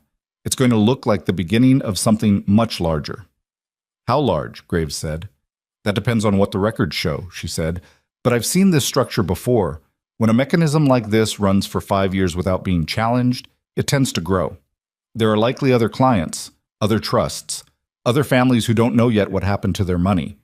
She put her glasses back on, which means this case could become something beyond Lila and Isabel Moreno. It could become a class action. It could become a state bar investigation. She looked at them evenly, which means it could also become very visible. The word visible sat in the room with everything it meant for 6 men who had built their lives around a specific and deliberate kind of invisibility. We knew that coming in, Boone said. Holt looked at him. Did you? He met her eyes. We know it now. Same thing. She held his gaze for a moment. Then she nodded, something in it that was close to respect. All right, she said. Then let's get to work. Rhett was in the parking lot when his phone rang, and it was a number he didn't recognize. He answered it. Mr. Calhoun. A man's voice. Measured. The voice of someone who spoke carefully because they'd learned that precision in language was a form of control. My name is Thomas Crestfall. The parking lot went very still around him. The rain had stopped. The afternoon air was cold and thin, and the last of the day's light was going fast, the sky going the color of old iron. Rhett said nothing. I understand you've been taking an interest in a case I'm involved with, Crestfall continued. I thought it would be better to have this conversation directly, rather than through intermediaries. How did you get this number? Rhett said. I have resources. Not aggressive. Informational. A statement of fact being offered as a reminder. Mr. Calhoun, I want to be clear about something. My client, Mr. Sanz, has a legitimate parental claim that the court will evaluate on its merits. Whatever documentation you've assembled, whatever conversations you've had with Miss Moreno's representation, the legal process is going to proceed as it proceeds. Rhett said nothing. What I'd like to suggest, Crestfall said, is that your involvement in this matter, your personal involvement and your group's involvement, may not be in your best interest. You're veterans, good men, I understand. Men who have served and sacrificed and deserve to live their lives without complications. A pause. Family court proceedings can become complicated for third parties who insert themselves without standing. Character assessments.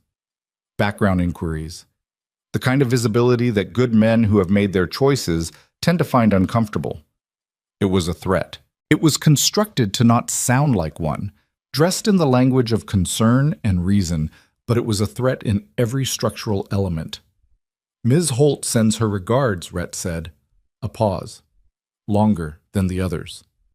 Excuse me? Ada Holt. She formally engaged with Isabel Moreno's case this afternoon. He kept his voice level. The same level he used when he was telling someone true things that needed to land exactly as they were. She asked me to let you know, as a professional courtesy, that she'll be filing the counter motion by end of next week, and will be initiating the formal inquiry into your firm's co-executor role simultaneously. The pause this time was very long. I see, Crestfall said. I think you do. Another pause. Mr. Calhoun. The voice was the same, measured, precise, but something in it had shifted in the way that water shifts when the current underneath it changes direction. You should understand that this course of action is going to be more disruptive than you've anticipated. Could be, Rhett said, for everyone involved. Could be, he said again. He ended the call. He stood in the parking lot for a long moment, phone in his hand, the old iron sky above him and the Millhaven evening assembling itself around him with its particular combination of neon and cold and the smell of rain on asphalt. He thought about what the call meant, not the threat. He'd expected the threat, had expected some version of it since the moment the pattern became clear. He'd expected it to come from somewhere. He'd expected it to come from Victor Sanz, maybe, or from a junior associate at Crestfall's firm delivering a message. He hadn't expected it to come from Crestfall himself, which meant Crestfall was not composed, which meant they'd moved faster than he'd prepared for, which meant the speed of Holt's engagement had disrupted something in his timeline. That was good. But a disrupted man with resources was also a different kind of dangerous than a composed one, and Rhett stood in the cold parking lot and turned the phone over in his hand and thought about what more disruptive than you've anticipated meant in the mouth of a man who had been running the same mechanism for 5 years and had not been challenged in any of it. He called Holt. She answered on the second ring. Crestfall called you, she said. Not a question. How did you know? Because I filed the preliminary paperwork 40 minutes ago and I've been waiting for a reaction. The sound of movement. She was gathering things, preparing to leave somewhere. What did he say? Rhett gave her the substance of it, word for word, because he had the kind of memory that retained exact phrasing in high-stakes situations.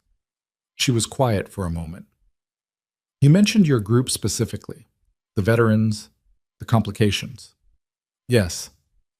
He's going to try to use you as the story, she said, not the fraud, your presence.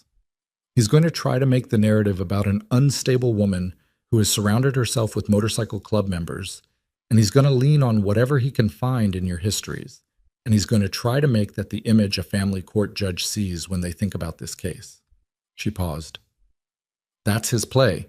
Now that the fraud case is open, the custody case is his shield, and you're the weapon he's going to use inside it. Rhett thought about what Sable had said in the garage. A judge looks at a room full of bikers. What do we do? He said. You do nothing, she said. You absolutely do not react to this call in any way outside of what I authorize. You do not contact Crestfall. You do not contact Sanz. You do not accelerate anything. Her voice was very firm. What I do is begin building the counter-narrative today, which means I need everything. Every documented interaction with Lila, every communication, the orthotist's records, the school testimony, everything. I need it by tomorrow morning. You'll have it. And Mr. Calhoun. She stopped. I need you to be prepared for the possibility that this gets worse before it gets better. That Crestfall finds something in one of your histories that he can use. That the hearing becomes something ugly. She paused. Can your people handle that? He thought about the garage at 4 a.m, Knox arriving without being called, Sable with gas station coffee in the rain, Boone coming in wet and resolute with his sister's story in his eyes. Yes, he said. Are you sure? He looked at the parking lot, at the cars and the wet asphalt, and the neon from Maze throwing its light into the early dark. He thought about a vote around a table. He thought about 5 hands, palm down.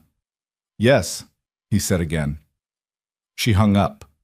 He put the phone in his pocket and stood for a moment longer in the cold, and then his phone buzzed. Not a call, a text, from Graves. Crestfalls LLC. I found a third case. 2019.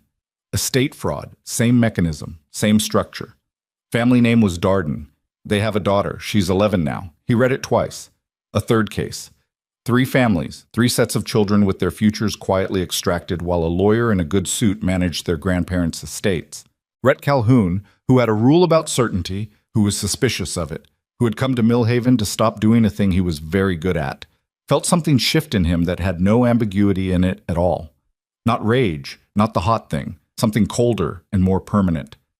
The specific settling of a man who has understood the full shape of what he is looking at and has decided without any remaining doubt what he is going to do about it. He texted Graves back. Get me the Darden family's contact information and find out if there are more. Then he looked up at the sky. Old iron going to black, first stars somewhere behind the cloud cover, Millhaven arranged around him in its streets and lights and cold, and understood that the thing he'd been doing since an intersection 3 weeks ago had just become something neither smaller nor larger than the truth. It had become the thing it was always going to become, the moment a little girl said no to a stranger who asked if she was all right. It had become necessary. And in a beige office 2 hours away, Thomas Crestfall was sitting at his desk in the fluorescent quiet of an evening he'd expected to manage smoothly, looking at a document Ada Holt had filed in understanding, with the specific precision of a man who had built careful things, that somewhere between the parking lot of a small-town diner and this desk, control of the situation had shifted in a direction he had not. The hearing was set for a Tuesday. Ada Holt had moved faster than Crestfall expected. The counter-motion, the Guardian ad litem petition, the preliminary fraud inquiry all filed within 8 days of her engagement, each document landing in the county court system like a stone dropped into still water, the ripples moving outward through the institutional machinery in ways that could not be recalled. Crestfall had responded by accelerating his own timeline, pushing the custody hearing forward, filing a motion to exclude third-party testimony from individuals without familial standing, which was aimed directly at the Iron Vultures, and attaching to that motion a 40-page character assessment document that had clearly taken resources and speed to assemble. Rhett read his own character assessment in Holt's office the Friday before the hearing. He read it the way he read terrain, looking for the high ground the other side had taken and the approaches they'd left unguarded. It wasn't clean. Crestfall had gone deep. The psychological evaluation from his military file was there, reframed with the specific creativity of someone who knew how to make a document say something adjacent to but distinct from what it actually said. 2 incidents from his post-service years, both resolved, both involving situations where he'd been present at altercations rather than the cause of them, were listed with careful passive voice construction that implied involvement without stating it. The scar on his face appeared twice, once in the physical description and once in a sentence about documented history of conflict engagement that was technically accurate and entirely dishonest. He set the document down. He went after all of you, Holt said. She was across the desk, watching him read, her glasses on, a pen in her hand that she'd been clicking at intervals. Sable's sealed juvenile record. He found a reference to it in a public index, can't access the content, but the existence is there. Knox's medical discharge, which he's characterized using language that implies instability. Mercer's DUI. She paused. Boone is clean, which I suspect surprised him. Boone's always been clean, Rhett said. The document is designed to do one thing, Holt said. It's designed to make a family court judge look at your group and see danger. Not threat, danger. The ambient kind. The kind that makes a judge think about a little girl surrounded by men with histories and ask whether her mother's judgment should be trusted. She took her glasses off. That's what we're walking into Tuesday. What do we do? You walk in anyway. She looked at him steadily. You sit in that courtroom and you are exactly who you are and nothing else. No performance, no management. You answer questions directly and you do not elaborate past what is asked, and you do not react to anything Crestfall's associate says about you in that room. She paused. Can you do that? Yes. All of you? He thought about 6 men in a garage at 4 in the morning. Yes. Monday night, Crestfall's associate, a man named Price, young, precise, the kind of careful that came from being taught rather than lived, arrived at May's, not for a meeting. He sat at the counter alone and ordered coffee and looked at nothing specific, and the message of his presence was not subtle. He knew where they gathered. He knew their routine. He was demonstrating the knowledge. Dale put the coffee in front of him without expression and came to the back where Rhett and Graves were sitting and said quietly, Man at the counter, suit, watching. Rhett came out of the back and sat 2 stools down from Price and ordered his own coffee and said nothing. Price looked at him. Young, maybe 30, 31, with the tight jaw of someone who was managing anxiety through posture. Mr. Calhoun, you're a long way from the city, Rhett said. Mr. Crestfall wanted me to convey something directly. He kept his voice low, professional. There is still a path here that doesn't require tomorrow's hearing. Tell him to call Ada Holt. The fraud inquiry, Price stopped, recalibrated. The fraud inquiry is based on documents obtained through methods that will be challenged. The challenge will be sustained. When it's sustained, what remains is a straightforward custody petition from a biological father with no criminal record and demonstrated interest in his child's welfare. He paused. Ms. Moreno walks away from this with a co-parenting arrangement she didn't want and a legal bill she can't afford. Rhett drank his coffee. Or, Price said, Mr. Sands withdraws the petition. The inquiry is dropped by mutual agreement. Ms. Moreno keeps full custody. The trust stays intact under the current structure. Under Crestfall's management, Rhett said. Price was quiet for a moment. Under the existing legal structure, which Crestfall controls. The existing, he gets to keep the mechanism, Rhett said. Not loud, completely level. Lila loses the trust money slowly, through fees and management costs and the 30 other ways that structure extracts value. But she keeps her mother and nobody has to sit in a courtroom tomorrow. He looked at Price. That's the offer. Price said nothing. Go home, Rhett said. Price left his coffee half finished and went. The courtroom was smaller than Rhett had expected. County Family Court had the specific aesthetic of a space where serious things happened without the budget to look serious. Wood paneling that needed refinishing, fluorescent overheads, the smell of old paper and floor cleaner. Judge Miriam Voss was 57, had been on the family court bench for 11 years, and had the eyes of someone who had heard every version of every story and was still, somehow, paying attention. Crestfall's associate Price sat at the opposing table, Victor Sands beside him, dressed carefully, expression calibrated to something that wanted to read as earnest. He was better looking than Rhett had expected, in the specific way of men who'd learned early that appearance was leverage. Rhett sat in the gallery with his brothers, all 6 of them. Good boots, Mercer had said, and they'd all worn them. Holt moved through her opening with the efficiency of someone who'd done this specific thing before and knew exactly which sentences mattered. The dual role. The LLC. The pattern across 3 families. She named the Darden case. She named the earlier family from the North County. She put the timeline on the record. 3 years of preparation, a grandmother's trust used as a mechanism, a biological father maintained on retainer. Price objected 4 times. Voss sustained 2. Then Victor Sands took the stand. He was good. Rhett gave him that.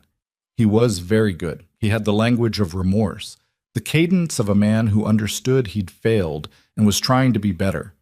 He talked about Lila with specific details, her condition, the braces, the school, and Rhett watched the judge and watched how she received it and felt the cold understanding of what it meant that those details were specific. He'd been briefed. He'd been given her file, her medical history, the details of her life, not because he cared, but because specificity read as caring to a judge who was hearing this for the first time. Then Holt cross-examined. Mr. Sands, your relationship with Thomas Crestfall, how long have you known him? A few years. Can you be more specific? A pause. 3 years, approximately. And in those 3 years, how many times did you contact your daughter? Silence. Mr. Sands. I wasn't in a position. How many times? His jaw tightened. I didn't have direct contact. Not once, Holt said. In 3 years of knowing the lawyer who manages your daughter's trust, you did not contact her once. She moved to the next question before he could answer. The consulting payments from Crestfalls LLC. What services did you provide? Price was on his feet. Objection. Relevance. Goes to motive, Your Honor, Holt said. Voss looked at her, looked at Price. Overruled. Answer the question, Mr. Sands.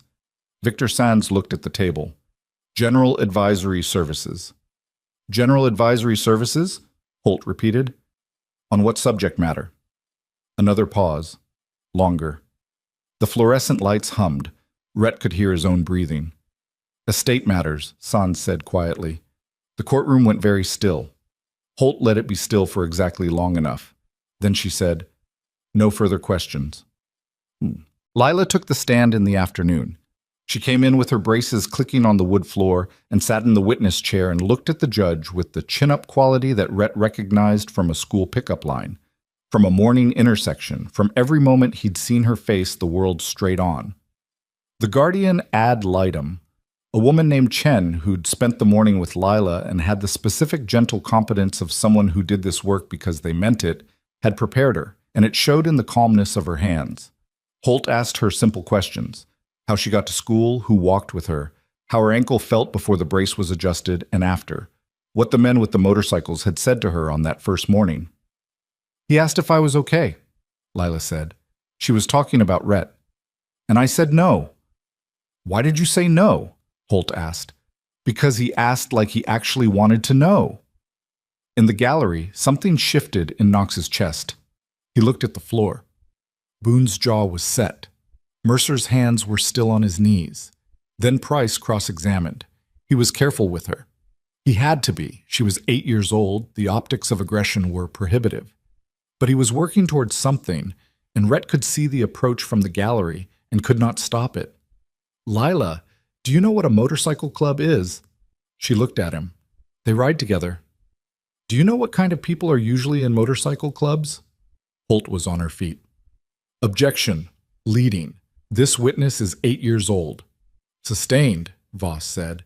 She looked at Price with an expression that contained a warning. Price adjusted. Lila, your mother, does she spend a lot of time with these men? Objection, Holt said. Relevance. Goes to the stability of the home environment, Your Honor. Voss looked at Lila, then at Price. I'll allow it, briefly. Lila looked at Price. My mom works 2 jobs, she said. She doesn't have a lot of time for anything. She paused. But she made time for the meeting with Rhett because she wanted to know if he was good. And is he? Price said. Good? The question sat in the courtroom. Price had meant it to be rhetorical. Rhett could see that. Meant it to hang in the air as a doubt. But Lila answered it. He stopped traffic for me, she said. Nobody ever did that before. In the back of the gallery, Victor Sands looked at his own hands. Quotes. Crestfall arrived at 4 in the afternoon. Not in the courtroom.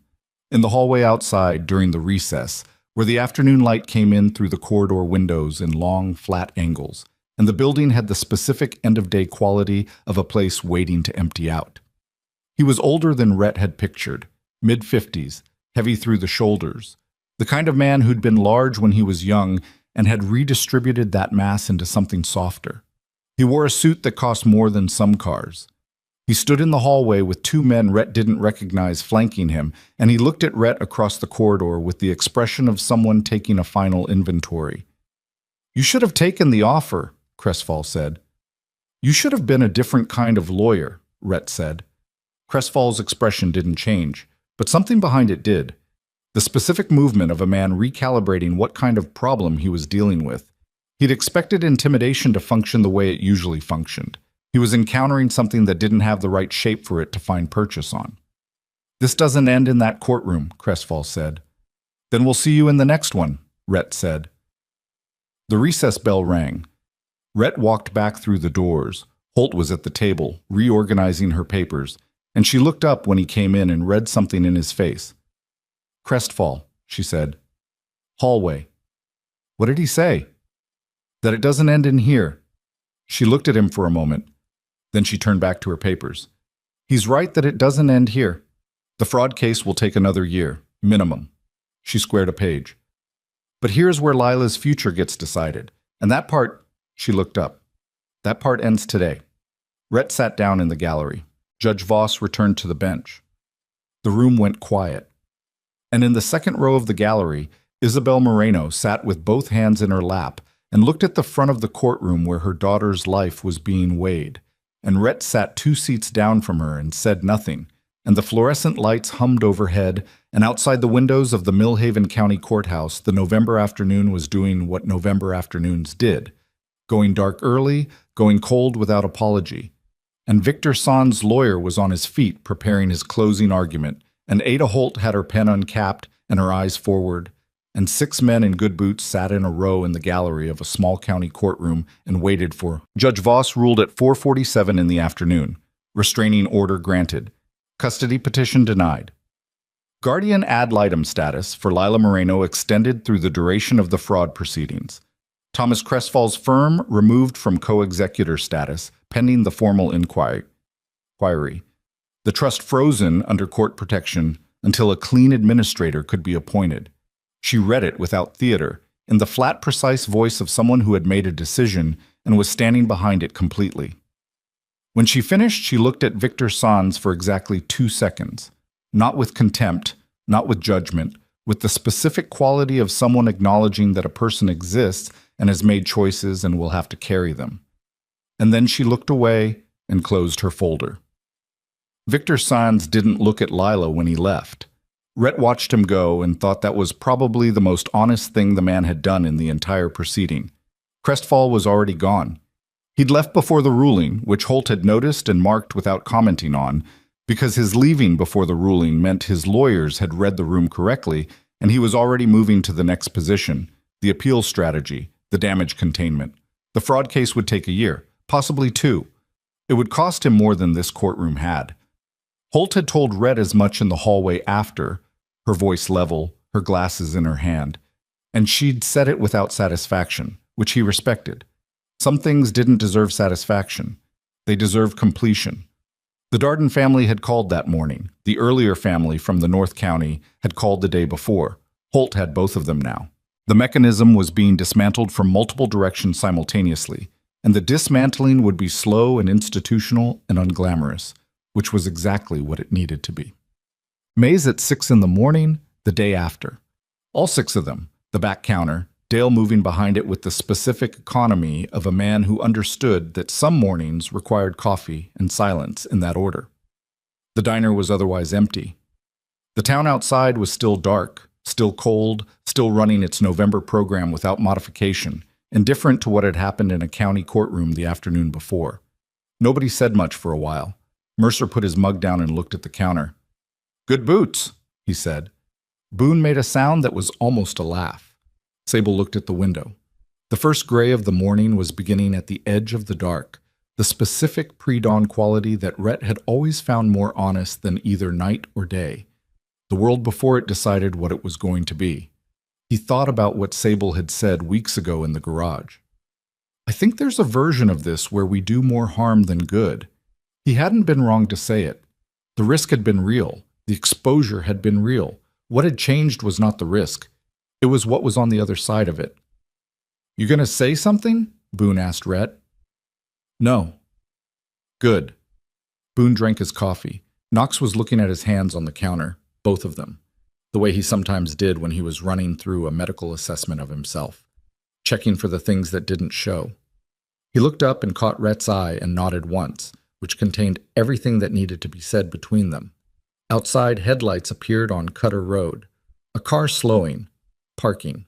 Isabel came in with Lila, which nobody had expected, and the bell above the door rang and Dale looked up, and the 6 men at the counter turned, and Lila was in her braces and her school coat with her chin at the angle it always was, and she looked at all of them, and then she looked at Rhett. We wanted to say thank you, Isabel said. She looked at all of them when she said it, not just Rhett. In person, before school. Nobody performed anything. That was what Rhett remembered later. There was no performance in the room, no ceremony, just 6 tired men at a diner counter in the early morning, and a woman who had been fighting alone for 6 years, and a little girl with adjusted braces who had crossed a room the way she'd learned to cross everything. She stopped next to Rhett's stool. Hi, she said. Hi, he said. She looked at his coffee. Is it any good?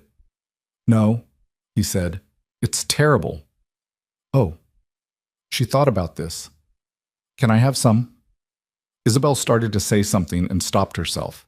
Rhett slid the mug 2 inches toward her, and she wrapped both hands around it the way children do with things that belong to adults, proprietorial and careful, and took a single sip and made a face that was completely genuine. That's really bad, she said. Yeah, he said. She pushed it back to him. She looked at the counter, and then at the window, and then at the gray morning assembling itself on Cutter Road, the dark lifting, the town beginning its day. Are you going to walk with me? She asked. To school. He looked at her. The too tight feeling in his chest that he'd been carrying since an intersection 3 weeks ago, since the specific moment an 8-year-old had told him the truth, because something in his asking had made truth feel safe, eased, not gone, just eased. The way a thing eases when it's been carrying you towards something and you finally arrived. Yeah, he said. Let's go. He put on his jacket. Isabel was already at the door, and one by one the others stood, all of them without discussion, because it was early and they had nowhere better to be, and because some things don't need to be said to be understood. Mercer left $2 on the counter for Dale. Knox turned up his collar against the cold. Boone held the door. They walked out into the Millhaven morning, all of them together, and the engine stayed quiet for once. Just boots on cold sidewalk, breath in cold air, the sound of the town waking up around them.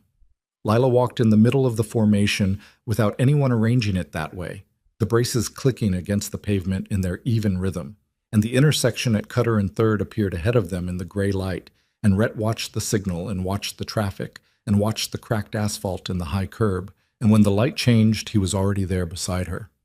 She crossed it without falling. On the far side, she turned and looked back at the intersection, then at him, with those eyes that read the truth of things. Same time tomorrow? She said. Same time tomorrow, he said.